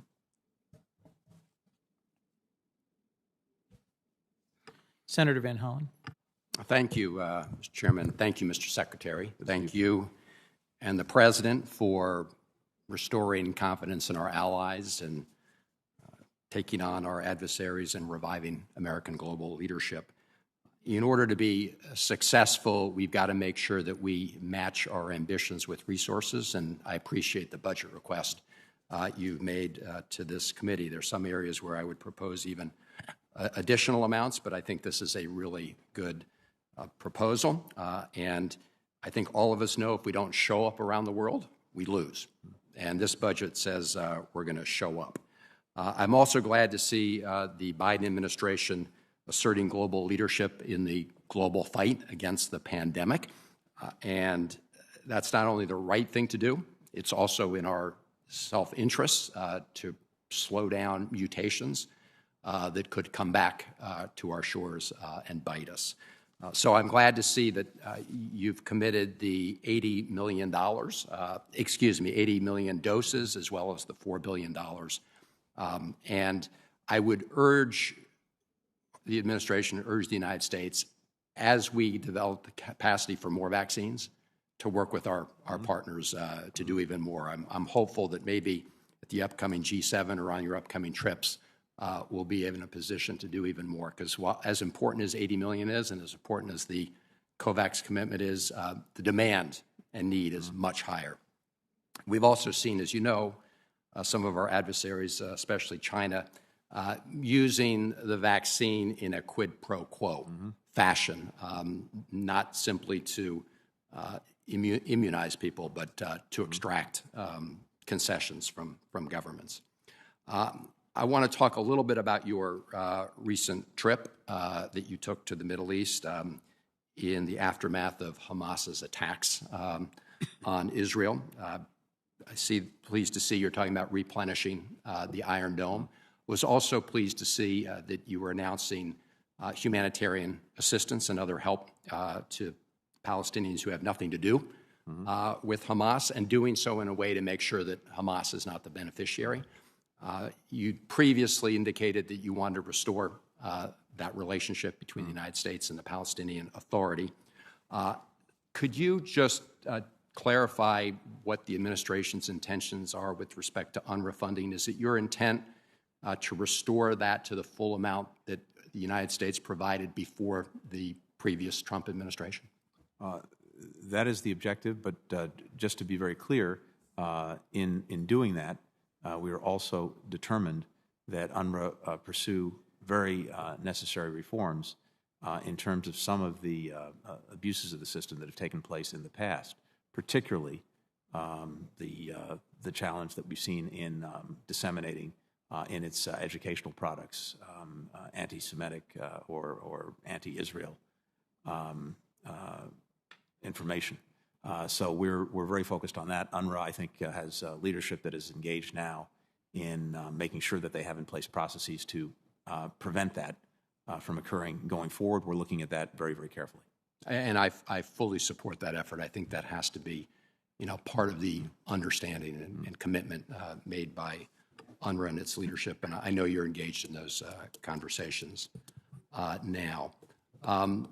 While you were in the West Bank, you also indicated that we were going to begin the process of reopening a consulate in Jerusalem in order to, have a better bilateral dialogue, and that obviously is important to achieve the ultimate goal when the conditions are right for a two-state solution, which you and the President have indicated is our goal. Do you have a timeline for that action with respect to the consulate? Thank you for raising that. I think, to your point, reestablishing the consulate that was there for decades before is a critical means for us to engage more effectively with the Palestinian people as well as with the Palestinian Authority. And so we now have to go through a process that has a series of steps that I'm happy to discuss with your team. I can't put an exact timeline on it. I hope we could get this done in a matter of months. But it is a critical vehicle for us to engage more effectively the Palestinian people. Thank you. And finally, Senator Van Hollen, we have several other members waiting. I'm sorry. Did I go over? You've gone about 5 minutes over. Oh, I apologize for that. All right. I had 4 minutes. I thought I was heading to 5. Sorry about that. Thank you, Mr. Thank you. Senator Hoeven. Thank you, Mr. Chairman. Mr. Secretary, what efforts are you making to advance the Abraham Accords and shore up the diplomatic support for Israel against Iran, not only Iran directly, but also the terrorists that it supports, like the recent Hamas attacks into Israel? We strongly support the Abraham Accords. This is an important initiative, and I think as we see more countries working to normalize relations with Israel, that's a good thing. So two things, Senator. One, we're working closely with the various countries that have already signed on to the normalization process to try to see what we can do to help advance that, to strengthen it, to support it. Second, we're engaged with other countries that might, in the future, choose to sign on, to encourage them to do the same thing. So you believe that is the correct strategy to pursue the Abraham Accords? I do. Good. And you're doing that vigorously? Yes, we are. Thank you. Our state's on the Canadian border. Not only our citizens, but many others want to be able to travel into Canada. This is particularly the time of year, or beautiful weather up there. What do you anticipate in terms of the border, and do you anticipate it will remain closed after June 21st? What are you doing there on the northern border? We're trying to balance the security issue, which we also work on with CBP. We have 900 miles of border responsibility, but we're used to going back and forth with our good friends, the Canadians. What are we going to do here? We're very much engaged on this. I've had multiple conversations with my Canadian counterpart on this. We understand in particular our fellow citizens who live in border states, the difficulties, challenges that this has presented. Now, we've tried and we've worked very hard over the months to at least keep the border going for critical trade, for essential travel. We've worked to get exemptions as necessary. But I'm particularly concerned with communities, especially that have to transit through Canada in order to go back and forth. Very sensitive to that. What I can tell you is we're working closely with the Canadians to see if we can make sure that the ability of our citizens to go to and fro is sustained. I welcome working with your office on that to make sure that we know where there are particular problems and seeing if we can work through them. Yeah, we would really appreciate that. And there is a pent-up demand, and certainly for Canada, our great friend and ally, but also just international travel, and then the pent-up demand for passport services is certainly got to be a priority. Appreciate that. Talk about your strategy vis-a-vis China relative to their nuclear buildup. What are you doing? I mean, what is your diplomatic strategy to address China's nuclear buildup, and frankly, their militarization in South China Sea, and just in general, their more aggressive military posture towards our country? We are seeing China make more investments in its nuclear program and seek to build its arsenal, and this is something that I think we need to engage. Because it presents a growing challenge. So this is something that we're focused on. We're working on it. I'd be pleased to come back and talk to you about that in more. But your strategy is it to include our European allies? What is going to be effective with them? I mean, they sell so much into our market. We talk about how we need to be able to export to them and all those kind of things, but they need us in terms of their, all the products and services that they are selling here. But what do you think is our strategy? What's our leverage to be effective with them? I think our leverage is multifold. We had a chance to talk about this a little bit earlier.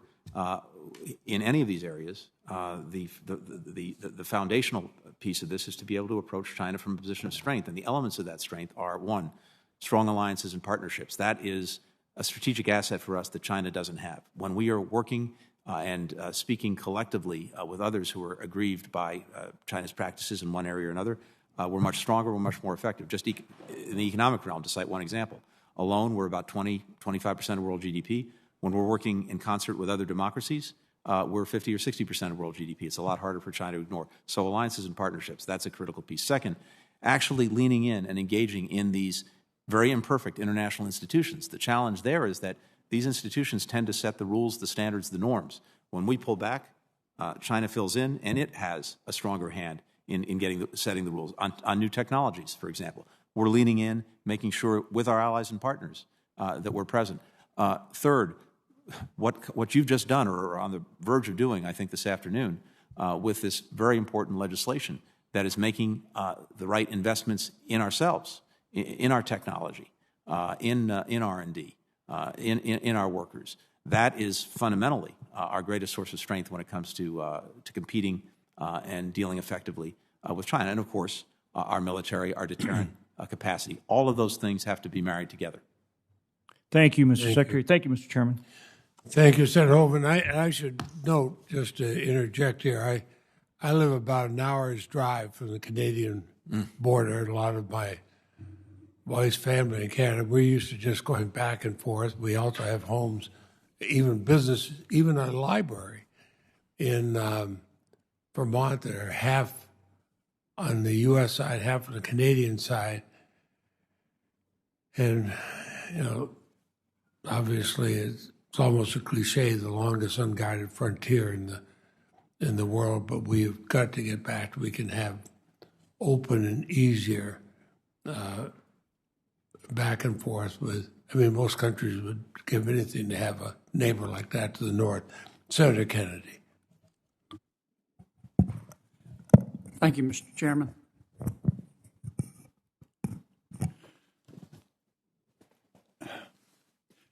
Mr. Secretary, thank you for being here. I have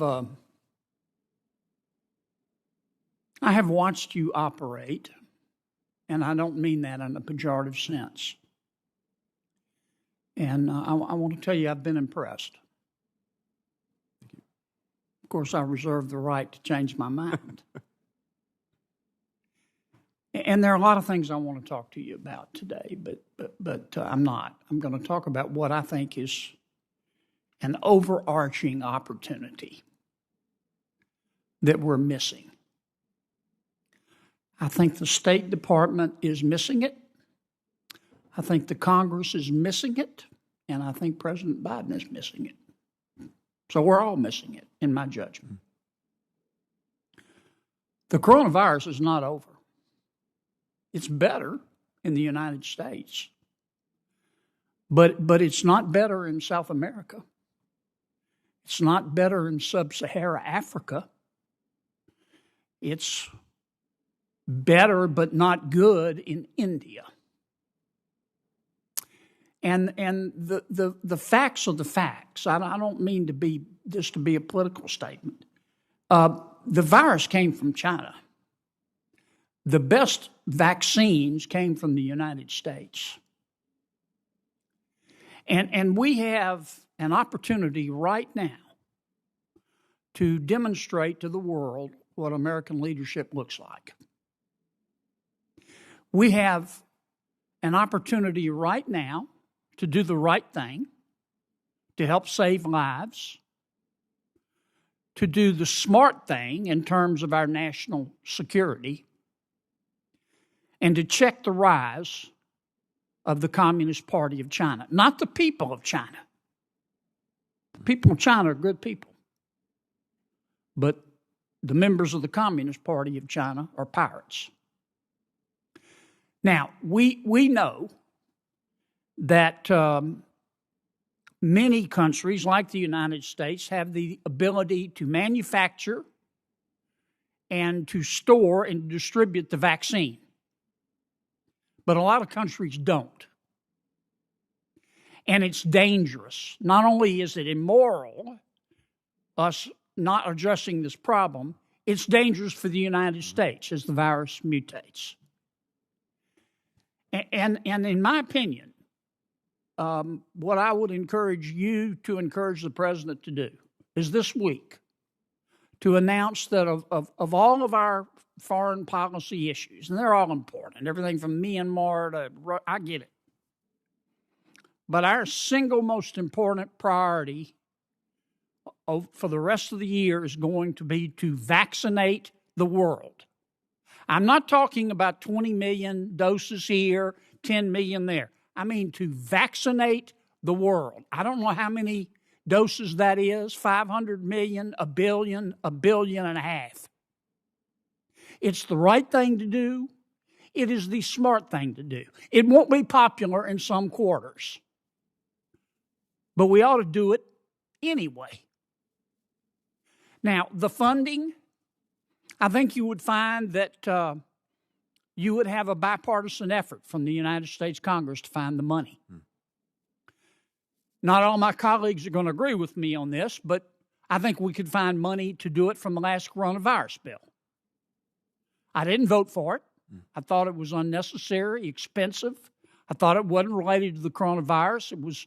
It was sold to us as an economic disaster relief bill.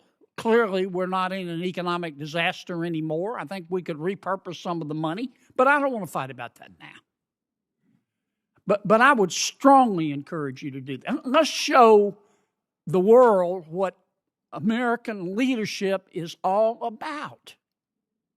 And that will pay far greater dividends than anything we can do in terms of summits or foreign aid. And it's also the right thing to do. And I just don't think the administration is seizing this opportunity. And I think you're missing a political opportunity. That's, for my side, that's bad. But for the world, it would be good. Senator, can I just say that I am in violent agreement with you. Let's do it. And I could not have said it any better than you did. And I would just say, stay tuned. Good. Thank you. I would note for Senator Kennedy and others, and I know he agrees with this, during the Ebola plague, when I was and others were pushing to get aid to other countries and do that, we just reminded everybody the Ebola plague was one airplane trip away from the United States. And I mean, if we want to be just selfish about it, we have a reason. But as the wealthiest nation on earth, I think we have a moral, humanitarian reason too. Senator Hyde-Smith. Thank you, Mr. Chairman, and thank you for being here, Mr. Secretary. And speaking of humanitarian efforts, Mr. Secretary, as you're aware, Israel is our closest ally in the Middle East and has seen major violence within the region just in the past few weeks. Being a democracy surrounded by many enemies whose stated policy is the destruction of Israel, U.S. support of Israel and its right to defend itself is of vital importance. Ensuring U.S. funding does not benefit terrorist organizations is in our national security interest and a duty to our allies. With that in mind, what assurances can you give the committee that U.S. funding for humanitarian aid will not end up in the hands of Hamas or Palestinian terrorist groups? We're determined to make sure that that's the case. And I agree with you, both in your statements about Israel, the threats that it faces, and the need to ensure that as we work to not only deal with the grave humanitarian situation in Gaza, but ultimately to reconstruct and rebuild, that any assistance provided does not wind up in the hands of Hamas or Palestinian Islamic Jihad or any other terrorist group that has vowed the destruction of Israel.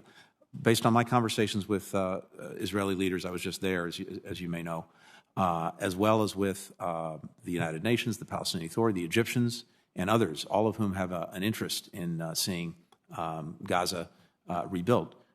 We believe that we can put in place the right process, the right mechanism, the right oversight to ensure that funds used to rebuild, taxpayer funds in our case, would not go to Hamas. And by the way, I think it's critical for another reason. It's hard to ask other countries to make these investments as well in potentially rebuilding Gaza if everything that is rebuilt is going to be lost again in the future because of Hamas's actions. So I think everyone has a stake in this, and based on the conversations that I've had, I think we're convinced we can put in place the right kind of mechanism to do it. Thank you for that answer. And also, I'm deeply concerned by President Biden's decision to eliminate Protect Life and Global Health Assistance. This life-saving policy protected taxpayer dollars from subsidizing foreign NGOs that perform or actively promote abortions overseas, such as the International Planned Parenthood and Marie Stopes International. Your budget would funnel even more taxpayer dollars to these organizations by increasing the slush fund for international family planning, reproductive health by $8.7 million.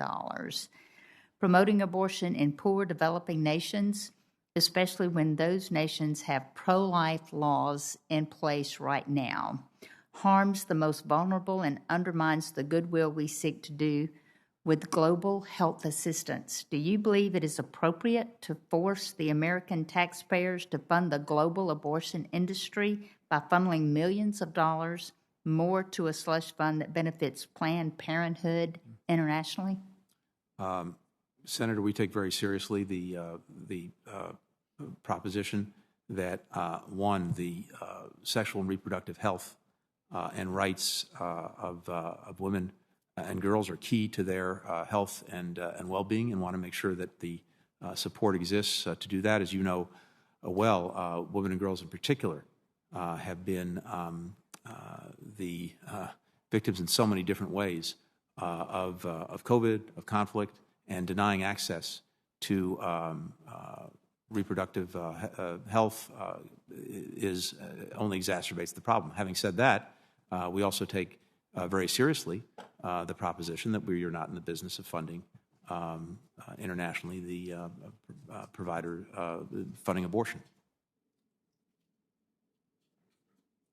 Well, that is a great concern that my state has, and I think a lot of organizations can certainly speak to that as well. And I do want to be associated with Senator Kennedy's remarks of now is the time for Americans to shine, that we have developed this vaccine in record speed that is just the most phenomenal health care that I can possibly think of, and I do want to be associated with those remarks.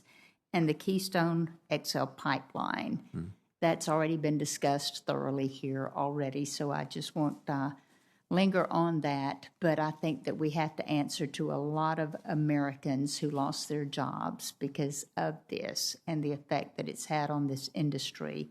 And it's hard for me to go home and look at them and explain to them why that they lost their jobs. So I just wanted to make that point.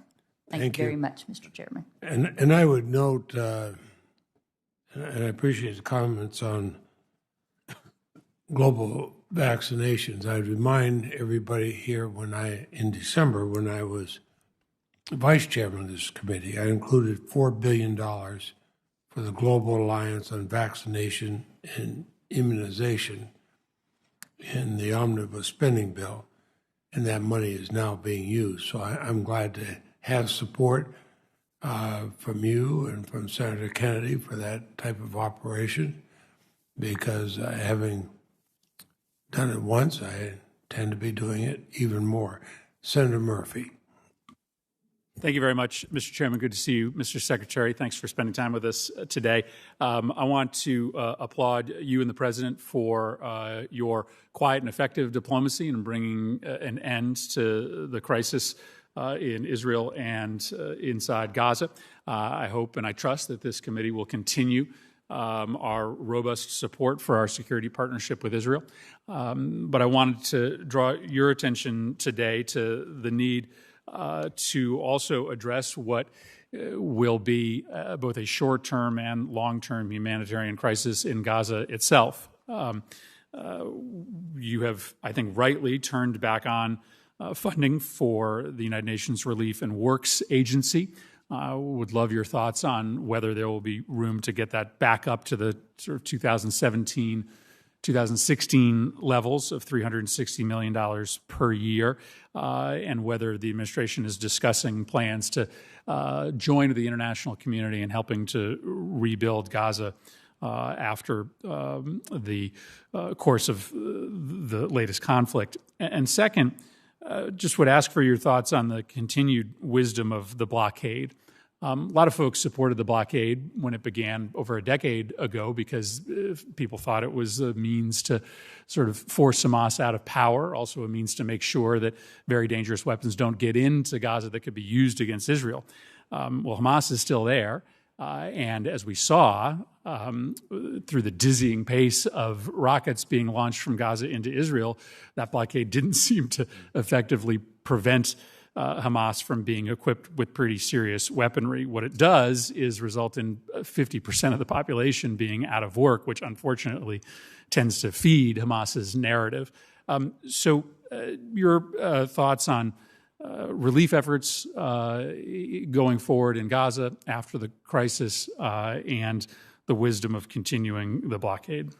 Thank you very much, Senator. Two things. On the relief efforts, I think there are two critical pieces to this. One is the immediate humanitarian, because we do have a very, very challenging situation in terms of the most basic things: water, sanitation, sewage, electricity.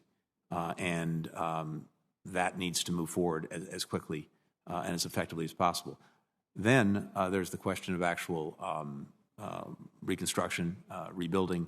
And to your point, and by the way, I had lots of conversations when I was in Israel with Israeli counterparts, but also with Palestinians, and then in Egypt and Jordan and other places. Hamas feeds off of misery and despair. That's the lifeblood of this organization. And so I think there's a recognition, including on the part of Israelis, that it's not only the right thing to do, but the smart thing to do to try to give people, including in Gaza, a better perspective and better hope for the future, including the ability to have jobs, put money on the table, and build a future. So what we're looking at with our partners in Israel, with the United Nations, with the Palestinian Authority, with Egypt and others, is a process for engaging in the reconstruction in ways that will sustainably benefit Gazans, but not put money directly in the pockets of Hamas to engage in the activities that have only brought destruction and ruin upon the Palestinian people. So we're very focused on it. To your other point, we had, as you alluded to, restarted our assistance programs to the Palestinians before this conflict. We added funds to that to deal with the immediate needs in Gaza, and we're working with other countries to make sure the resources are there. Very quickly on Ukraine, Senator Shaheen Portman and I just returned. Impressive list of reforms that both the Poroshenko and Zelensky government have engaged in the middle of an ongoing war with Russia. But lately it seems like we have one step forward and two steps back. The President spoke to President Zelensky yesterday. That's right. There's an upcoming trip. Are there specific reforms you'd like to see the Ukrainians deliver on prior to President Zelensky's trip to the United States? Yes, Senator, and I was there myself about a month ago, and had very good conversations with President Zelensky, the rest of his team. And the challenge that you know so well is that Ukraine faces aggression on two fronts: external aggression from Russia, but internal aggression from corrupt forces that are eating away at the democracy that it's trying to build.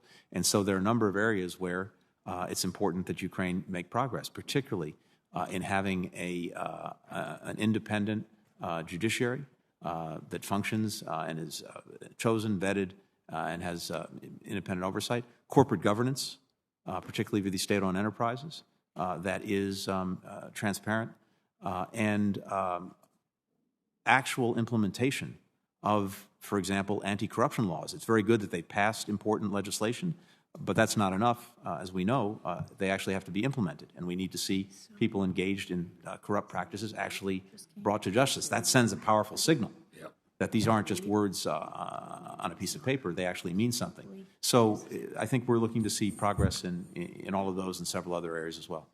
Well said, Mr. Secretary. Thank you, Mr. Chairman. Thank you, Senator Murphy. Senator Haggerty. Thank you, Mr. Chairman. Secretary Blinken, it's very good to see you again. I know you've been traveling the world. I have been traveling myself a bit too. I just got back from Israel this past week. There I saw the aftermath of what Hamas has done, launching rockets into southern Israel. Over 4,000 rockets in that attack, as you well know. And it was very clear to me that that attack would not have happened, that capability would not exist were it not for the funding and the support of Iran. So what I'd like to talk with you about for a few minutes is Iran. As I watched our negotiators in Vienna discussing sanctions relief for Iran, while Iran's proxy, Hamas, is unloading rockets on Israel in an indiscriminate fashion. I mean, I went to homes that had been destroyed, civilian homes that had been destroyed by these rockets that came from Hamas. It's extremely disheartening to imagine that we would be considering sanctions relief for Iran at a time that would put tens of billions of dollars more into Iranian hands that they could use to continue their role as the world's largest state sponsor of terror. And these sanctions were very hard fought. You and I have talked about this before. I worked for months to get Japan to stop purchasing Iranian oil. Hard fought, hard to get that in place. These sanctions are biting, and they're very hard to put in place. And the notion that we would relieve these sanctions when Iran has already announced that they're going to restock Hamas, they're going to help Hamas rebuild their terrorist network to again be in a position to threat, harass, and attack Israel. As we think about what Iran's obvious intentions are, I believe, Mr. Secretary, that Iran will do everything in its power to use the billions of dollars that might be relieved in sanctions relief to put that toward terrorism. Money's fungible. You've talked about this, but I'd be very interested to hear your comments on how we can assure that any sanctions relief that might occur toward Iran doesn't wind up funding more terror. I very much appreciate your concern, and I share it. A couple of things. The Iran-Hamas relationship has been a real problem for a long time. It was a real problem before the nuclear agreement was achieved. It was a problem during its pendency. It's been a problem since, and even under maximum pressure. So this is a relationship that has brought a lot of destruction and misery, starting with the Palestinian people, by the way. The most recent, and so there's been support by Iran for Hamas in terms of know-how, technology, rockets, all of that. Our best assessment, a public assessment of the most, and I think the Israelis have shared this as well, of the most recent violence perpetrated by Hamas is that most of these rockets are now, unfortunately, indigenously produced by Hamas within Gaza. They're not coming in from the outside. Some are, but most of them are not. That doesn't excuse in any way the relationship. The challenge is this. An Iran with a nuclear weapon or with the ability to produce one on very short order as a result of being able to make fissile material very quickly is an Iran that's going to act with even greater impunity when it comes to its support for proxies, terrorist groups like Hamas, destabilizing activities in the region. We have a strong interest, I think, in the first instance, trying to put the nuclear problem back in the box, because right now, without the constraints of the agreement, Iran is galloping forward. It's producing more fissile material. Its stockpile has increased more than 10 times beyond what it was allowed to have under the agreement. It's spinning more advanced centrifuges. It's enriching to 20% in some cases, and even a little bit at 60%. The end result is the time that it would take Iran to produce fissile material on short notice for a nuclear weapon has gone down from where the agreement put it at a year or more to now a matter of months. And if this keeps going, it will eventually be a matter of weeks. And that's an Iran that's going to be even more dangerous in terms of thinking it can get away with the things it's getting away with. Nothing we would do in the nuclear agreement would remove our ability to go hard at Iran in these other areas. I share your concern, though. Well, I'd clarify this point, though, that even under the JCPOA, Iran did not comply. They hid from international inspectors their nuclear archive. Their intention has always been clear to obtain a nuclear weapon. And I want to make certain that if we do provide any sort of sanctions relief, that we don't do it in a way that you take every step possible. I know that you will, that you take every step possible to ensure that those funds do not make their way back into the sponsorship of terrorism that Iran is so notorious for undertaking. Thank you, Mr. Secretary. Thank you. Thank you. And I see the last vote has started, and so I'm going to thank everybody for being here. But I'm sorry, Senator Reid, my neighbor to the south. Senator Reid, please. Well, thank you. It's easy to overlook someone my size, so I completely, I completely understand. You're a giant in the Senate. Please go ahead. Thank you. Let me welcome Secretary Blinken and thank him for the service he rendered not only today but for many, many years to the nation. So thank you. The Global Engagement Center at the State Department has an awesome responsibility to integrate, synchronize, coordinate all efforts designed to upset disinformation efforts aimed at undermining the United States, et cetera. Do you have the structures and process and the resources in place to do that? Because it's a whole of government operation. Thank you for putting a spotlight on that, Senator. I believe that we do, and I believe that it is vitally important. The work that it does to try to educate, expose, mitigate disinformation is, as we know, increasingly important. And I think the good news is the Global Engagement Center has become really the premier platform for not only exposing but sharing that information with partners, partner countries around the world so that we can act together. We've also put in place a rapid response mechanism working with other countries to go right back at disinformation and misinformation. So we have asked for the resources in the budget to make sure we can sustain effectively the operations of the Global Engagement Center, but certainly welcome working with you on that to make sure it's as effective as possible. And how do you integrate defense capabilities and intelligence capabilities since they have substantial knowledge of activities outside, particularly outside the United States, that are directed at disinformation and malign activities? Well, they are part of the challenge is making sure that we're working across the government as well, and making sure that we are fully linked up and coordinated with the other agencies. They're bringing to bear some of the information that they're getting, and then our job at the State Department in particular is to try to use that information to more effectively coordinate with other countries to make sure that we're dealing with this problem not alone, but working closely with others. But it starts at home, both with what the Global Engagement Center itself does and the work across the government. Are you satisfied with that there is appropriate support for this effort by defense, intelligence, and other agencies, Homeland Security?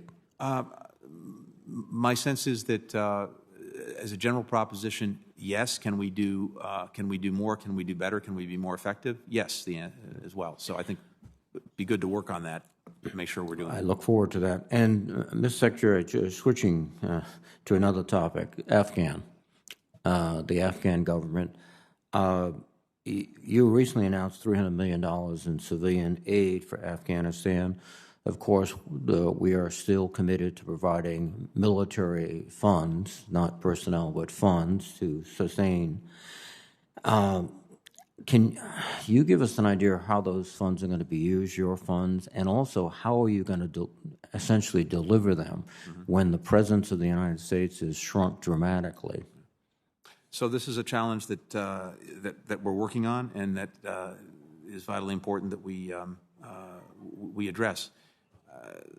Our withdrawal of forces is not a withdrawal from Afghanistan. The embassy, a strong embassy, will remain in place, and we're working on everything we need to do to make sure that we can sustain that diplomatic presence as well as the diplomatic presence of others. The embassy will be responsible for all of our programs and our ability to sustain economic, humanitarian, development, and security assistance is critical, and the embassy is the linchpin of that. There are for sure challenges that we're going to have to address, particularly the not only the provision of assistance but the oversight to make sure that it's being used appropriately. It'll be tougher, but I think we feel we can put in place the right process, the right means, working with Congress to get that right. But we're determined to do it. I will presume you'll agree with me. Congress should move very quickly to pass legislation to increase the visas, the SIV, for personnel that have been very critical to our operations in Afghanistan, and also streamline the process. We have a moral obligation. I think you can just simply agree or not. I could not agree more. Thank you, Mr. Secretary. Appreciate it. Thank you, Mr. Chairman. Thank you, and I agree too. We've seen this after other conflicts. Senator Brown, I believe, will probably be the last person because the vote is. We have 5 minutes left in this vote. You have your 5 minutes. Thank you, Mr. Chairman. Wall Street Journal indicated that there was a study and process on the origin of the virus, and that the State Department did shut the ongoing probe down in January. Why was that done? And did you consult with Drs. Fauci and Collins in making that decision? Thank you. I saw the report. I think it's on a number of levels incorrect. This is my best understanding, Senator. The previous administration asked a contractor to come in to pursue an internal inquiry into the origins of the COVID virus, with a particular focus on whether it was the result of a lab leak. That work was done. It was completed. It was briefed to relevant people in the department. When we came in, we also were made aware of the findings. The previous administration, the Trump administration, it's my understanding, had real concerns about the methodology of that study, the quality of the analysis, bending evidence to fit preconceived narratives. That was their concern, which was shared with us. But the bottom line is the work that was contracted for was completed, and it was made known. This was the work of one office and a few individuals in it, not a whole of government effort to get to the bottom of what happened.